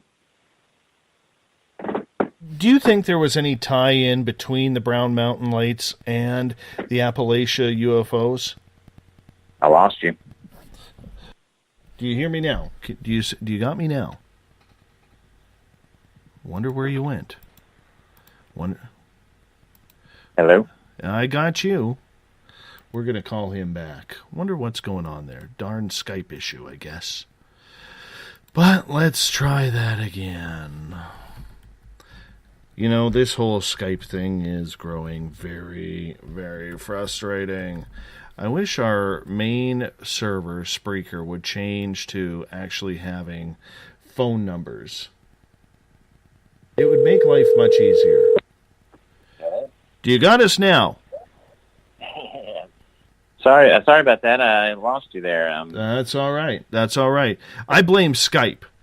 Other people around here would blame other things, but I'm blaming Skype. Oh, yeah. Well, I've had problems with Skype too, and you know, we were living in China until recently, and that was one of the main ways that I would keep in touch with people, because it was notoriously unreliable. I mean, I hate to. I'll still give them a good rating. You know, it was good for me, and it was without it, I don't know what I would have done, but it'd drop out every once in a while on you. Well, you know what? The one thing that I've learned about Skype is ever since Microsoft took them over, and Microsoft's habit of fixing things that aren't broken, it's just become a pain. It's just become a pain in the butt. What I was asking you before we had the little connection snafu is that, do you believe there was a tie-in between the Appalachia UFO sightings and the Brown Mountain Lights? I don't know. You know, I haven't went down that path with it much. The Brown Mountain Lights seem to be something like we were talking about before, and you had brought up the possibility of certain areas that had certain types of energies, ley lines, things like this, you know, that you hear about a lot in you hear a lot about in Europe, you know, you hear a lot about with Stonehenge or something like that. but you just don't hear a lot about it here. And I think that if we, but you know, you look at the Brown Mountain Lights and read a little bit about it, and it seems like the history of that goes back really far. And I would imagine if we had a written history, you know, prior to Western colonization, then you would probably find that go back much farther. I mean, this area does have a lot of former ancient villages of you know, of its native inhabitants that had mounds builders and stuff. You know, there's a lot of mounds in Tennessee, and these were cities, you know, at their time. You know, they had a large population and things. And I would imagine that if you could go back and find out some more, you would you'd probably find out a little bit more about Brown Mountain Lights. But it seems to be that one seems to be a mainstay that that's just sort of been here. I don't know if it's related. I wouldn't know, but it could be related to the frequency of things like you know, strange occurrences like this in our area. But I'm not sure about that specific incident of 1973. Do you think it tied into any other type of sightings around North America? Which I'm sorry? In regards to the Appalachia saucers. Because, let me explain for a second. I guess where I'm going with this is we had Kecksburg, okay, right. We had Roswell, we had Shag Harbor in Canada, we had, you know, the UFO sightings over North Dakota that were shutting down the nuclear missile silos. There was a wave of other action as well and continued through. I mean, there wasn't the press regarding that, you know, pardon me, there was a lot of press regarding that, but of course there wasn't the internet back then. Do we see any type of tie-in between what was happening at the Appalachia comparative to other places that were having these waves as well? Well, that's one of the things I'd like to find out. I mean, I do know that this wave in itself, now, sometimes people it's hard to say for sure, because sometimes people put arbitrary, you know, they draw arbitrary lines in the sand. You know, by saying that the UFO phenomenon started in 1947, you're really not telling the truth. You know, you're really saying this is when it got press. You know, this is when it started really getting, you know, it started in popular culture. At least it was in the newspapers a lot more, or something like that. So, but what we can see, you know, the one thing that we can go back and find is peaks and valleys, you know, and it seems to be a constant thing. I would imagine as far back as you can go, you're going to find witnesses to anomalous aerial phenomena as far back as you can go. And it gets weirder and weirder because of cultural interpretations. You know, when you get, you know, when you start going back down that road, you know, you just have no evidence left, you know, because you basically, if you're going on the word of the people at the time, they're thinking in different ways. They're thinking in mythological terms, and they're saying things in mythological terms. So that's why we kind of focus on the 20th century, because then everybody's sort of on the same page by then. Because we don't have the internet, but we do have some mass communication.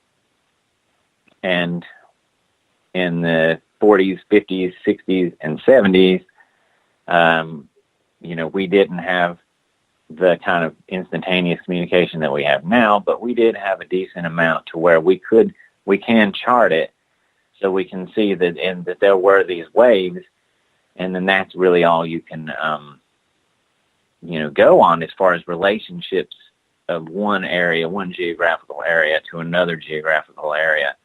And I think it's pretty clear that year in 73 that there was a relationship of Appalachia to the entire rest of the United States. And if you probably extrapolated it, you might find that it was elsewhere in the world peaked in that year too, because you do see peaks that correlate with other UFO waves that you'll find in Australia or New Zealand, or coral lights in New Zealand comes to mind, or, Europe and Belgium in the 90s comes to mind. So there seems to be a rise in activity at very specific times and certain times.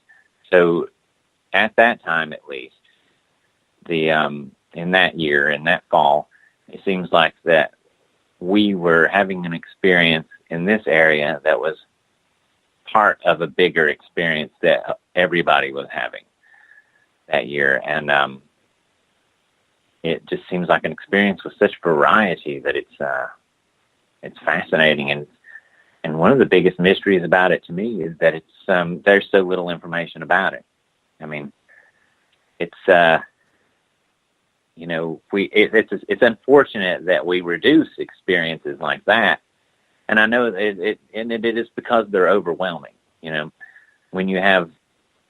if you have a whole country, as big as the United States is, Canada, North America, you have a whole continent here that's, a significant portion of the world that's experiencing this at one time. What do you do? How do you correlate all those facts? How do you categorize all that? How do you put it all together? So I think what people do is they pick one or two things and they focus on them, and they think maybe we can solve the mystery if we solve this one case. So they pull a case out like the Pascagoula abduction, and they talk about it. They dismiss it, or they ridicule it, or they find some sort of explanation, however unplausible about how. But as long as it's a mundane explanation, they find an explanation, and then they go with that. And then it's a way to deal with it, and to be able to put that behind them and say, that's not a mystery anymore. But really all you've done is you've plucked one, you've cherry-picked one case out, and then you've dismissed that. And, okay, well, great. What about the other 1,000, Now, during this case, we also heard a lot of stories about an increase in alien abduction. What did you find out with that? Yeah, that year was a heavy increase in alien abduction. And, I've heard that year, that wave referred to as the year of the humanoid, because you saw a lot, as silly as that sounds now, but that's what people were seeing a lot of. And I think in the 50s, it was more of the 40s and 50s, you would have this one guy who said he was in contact with people from Venus, and then he would have a cult. He would form like a sort of a group around him, and then they would go and they'd meditate about it and talk. You'd have that situation. That's all sort of changed in the 60s, because you started having people that weren't, they had nothing to gain. These people weren't making money from it. They weren't starting a commune.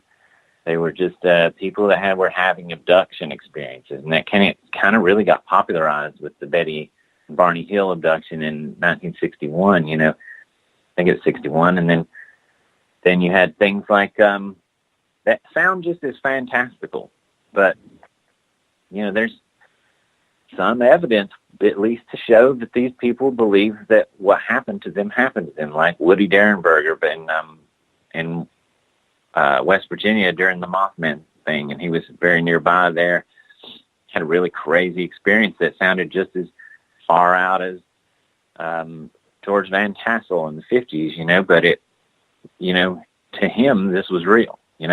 We don't know what happened from our outside perspective, but at least to him. And then in 73, with the Pascagoula thing, they passed the two men that experienced that, Calvin Parker and Charles Hickson. They passed lie detector tests. They believed that happened to them. No matter what anybody else believed, they believed it. And that's really what's important, because they're not telling a story. If they really believe what happened to them, then they're not telling a story to gain. You know, they didn't write a book. You know, they didn't start a cult about it. They just told their story to the police, and then it made the papers, you know, because it was so fantastical, and people were just like, whoa. So you did have an increase, though, starting probably in the 60s, definitely in the late 60s, and then in the 70s, you had a big increase in just about, I don't know, a lot of these communities. I think that's kind of like when I was saying earlier, this is sort of a microcosm. This area is sort of a microcosm for what was happening in countless other communities across the country. And if you look at this area, you had a lot of sightings. You know, you had a variety of sightings. You had a variety of descriptions of those objects, craft, whatever you want to call them. You had a variety of description of that. Then you had one abduction case, or an attempted abduction case, and that's kind of weird in itself, because I don't know if I've ever heard of another attempted abduction where the people got away, but that was the one where the copper-colored object landed in the yard, and the humanoid emerged and attempted to abduct 2 children. Not a lot of detail on that one, but it is an attempted abduction and a close encounter of the third kind, I guess, like that. You know, so that's probably a good representation of how common that was in other communities. A lot of sightings of varying kind, and then peppered with these sort of humanoid encounters. There was one in Georgia at that same time, too. But there were so many stories out of Georgia. There was one there at that time, and it's not too far from us either, you know, a couple of hours. There was one there of another egg-shaped object that landed in the road, or at least came to a sort of a hover in the road, and then these beings sort of emerged from it, milled around, and didn't pay any attention to the people who were observing it. So you had just sort of sightings of these occupants. But, you know, sure, you can go all the way back to the 19th century. You had people sighting occupants and things. But yeah, it seemed to be an increase. And I guess there was even a more increase in the 80s, you know. Were aliens running around the town or the forests or the properties? Were people having those type of sightings? No, the only humanoid sighting that we had was the one with the, the one in Watauga that was the attempted abduction. Beyond that, I didn't see anything about anybody seeing them other than that. Not really like a no sort of Men in Black type thing or Hopkinsville, Kelly Hopkinsville goblin type situation or anything. It was just more of it was just really a variety of sightings and so many that it was overwhelming the news. With the abductions people were having, was it more malevolent reports, or was it benevolent, or a combination of both? Well, there was the one in our area, which was did sound very malevolent. That one sounded pretty scary. But I think that for the most part at this point, I'm not just in our area, but just in the 73 wave itself. I think that that things had kind of changed, and people had started to at least perceive it as more malevolent, because definitely Parker and Hickson in Mississippi perceived their abductors as malevolent. They seemed to think that they were examining them. They had like a sort of floating sphere, kind of an eyeball floating around them, and examining their bodies, and I mean, how could it not be malevolent if you're abducted? But by using the word abduction, you kind of imply that it's malevolent, which is very different from the 50s, where people would talk about an encounter, and they would talk about an encounter being a very pleasant encounter, or that they would say that that they encountered and had a conversation, and or whether it was a mental conversation or a physical conversation, it was much more pleasant. And it seemed like the perception, at least, of people of these beings, creatures, whatever you want to call them, the perception of people at least changed, and they started perceiving them as more malevolent. And I think it's at this time, really, it's at that time that we started seeing in the 60s and in the 70s, we just started seeing the really emergence of like what we would know now. When you talk now, your X-Files style abduction, or your Whitley Strieber communion style abduction, where it's a series of medical exams, or it's very invasive, sort of violating abductions. Those types of things kind of started around that time. That's what people started reporting, at least, was around that time. With people who were having the experiences, did they report any other strangeness going around their house, maybe more paranormal activity, maybe any other sorts of sightings, maybe Sasquatch since you're up in the mountains? Did they record anything else?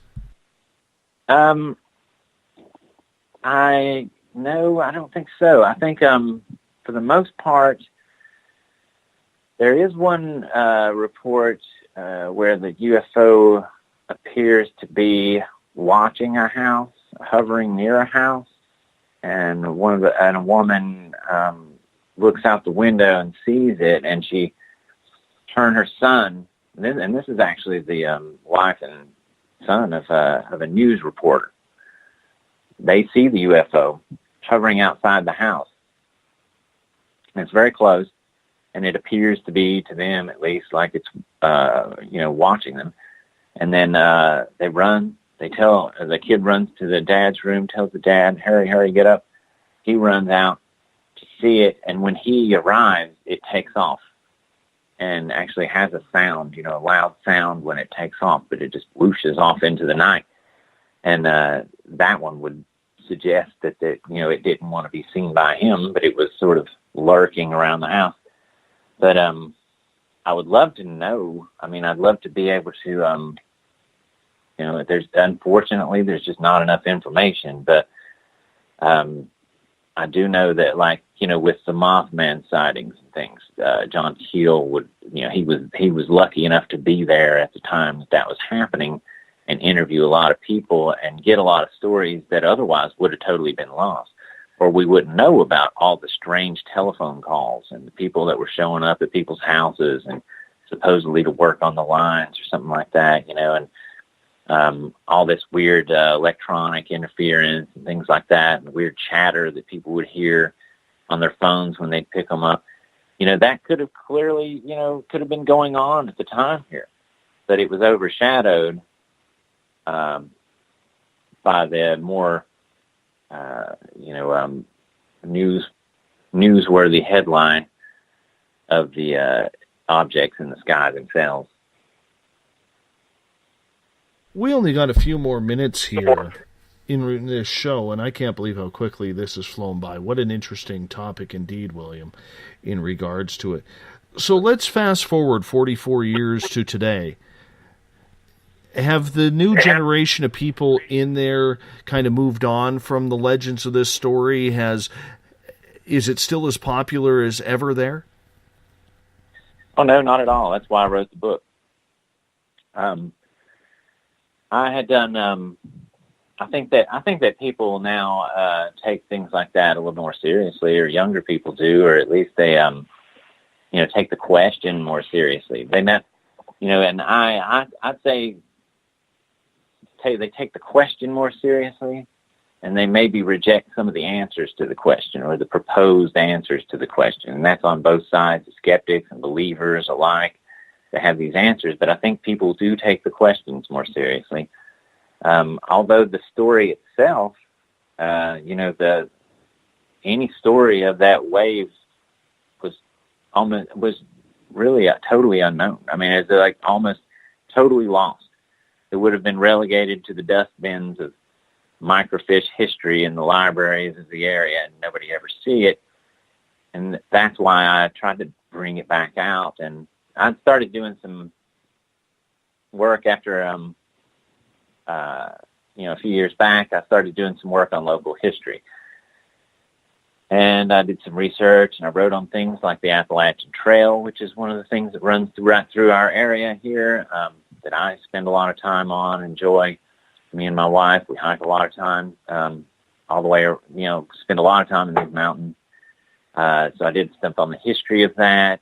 Then I started doing stuff on the history in the city. I did a piece on the solar eclipse in the 19th century in 1869 in our city, and kind of told that story that hadn't really been told in full, and started uncovering stuff about that. So I think that's the satisfaction that I get from it is just basically to uncover this thing that could have been easily lost, bring it back to light and say, hey, this happened here. This isn't, when you see these stories, and maybe the people in my area, when they see these stories and they see stuff about UFOs, and you should know that where you live has a history of that too, and it's a pretty astounding history of it. And, it connects us to the rest of it, So there's that. And there's also the other reason that I did it, which is to just contribute something to the study of something that I've been fascinated with my whole life. And it's a puzzle piece. It's one more piece of the puzzle that maybe later on we'll have enough pieces at some point to where we can start making some actual sense of this. But I don't know. I don't know how long it'll be. I don't know if science is the way to get to it. I don't know if asking the questions in the way we're used to asking questions is the way to get to it. But I do know that as much information as we can get is a good thing. And that's what I tried to do. As time starts to wind down here, my friend, we only got about a minute left with you. Could you please let us know where everybody can find your book? And once again, it's called Saucers Over Appalachia, the Great UFO Wave of 1973 in the Tri-Cities. It is available on Amazon in a print version, and there's also a Kindle version available. And you can also go to saucersover.appalachia.com, and you can order it through there. And it's available in local bookstores in our area for people who live in this region. So, yeah. And then I also encourage people to drop me a line. There's a contact form on there on the website, and you can tell me if you have any relationship to 1973 or your family, anyone in your family, your father, your grandfather, had a story from then, whether or not it's in Tennessee or Virginia or our area. I'd like to hear it, and would be glad to hear from anyone. Awesome. Thank you so much, William Van Huss, for doing this. I'm going to get you to hold on here. I got to wrap this thing up. We got Mr. Ron Bumblefoot THAL rocking in the background right now. Little Brother is Watching. That is our closeout song. Bumblefoot is the official music of Spaced Out Radio. Tomorrow night on the program, Rachel Kirkland is going to join us. We're getting into everything spiritual with The Spiritual You. Happens the first Tuesday of every month. We get going at 9 p.m. Pacific, midnight Eastern Time. Want to say thank you to my team, Everett Thiemer, Eric Markham from The Encounter Online, Jolene Lammers, Tim Doyle on web design, Catherine James, social media, Bob Davis Davis, our great announcer, Kim Gandy, our Director of Business Management, and our media company, LMC Media, Leslie Mitchell-Clark out of Toronto. They help us put this show together nightly. But most of all, my friends, it's all about you. Those on Twitter, hanging out at hashtag Spaced Out Radio. Those in the chat rooms on Spreaker, Revolution Radio, and the ever-famous SOR Space Travelers group on Facebook, which you can join and chat every single night. Good people in there. Want to see you in there. All you got to do is join up. Thank you so much for sharing the show. Thank you so much for passing the word. Because together, my friends, we own the night. We will talk to you in 21 hours from now. Mr. Bumblefoot, take us home.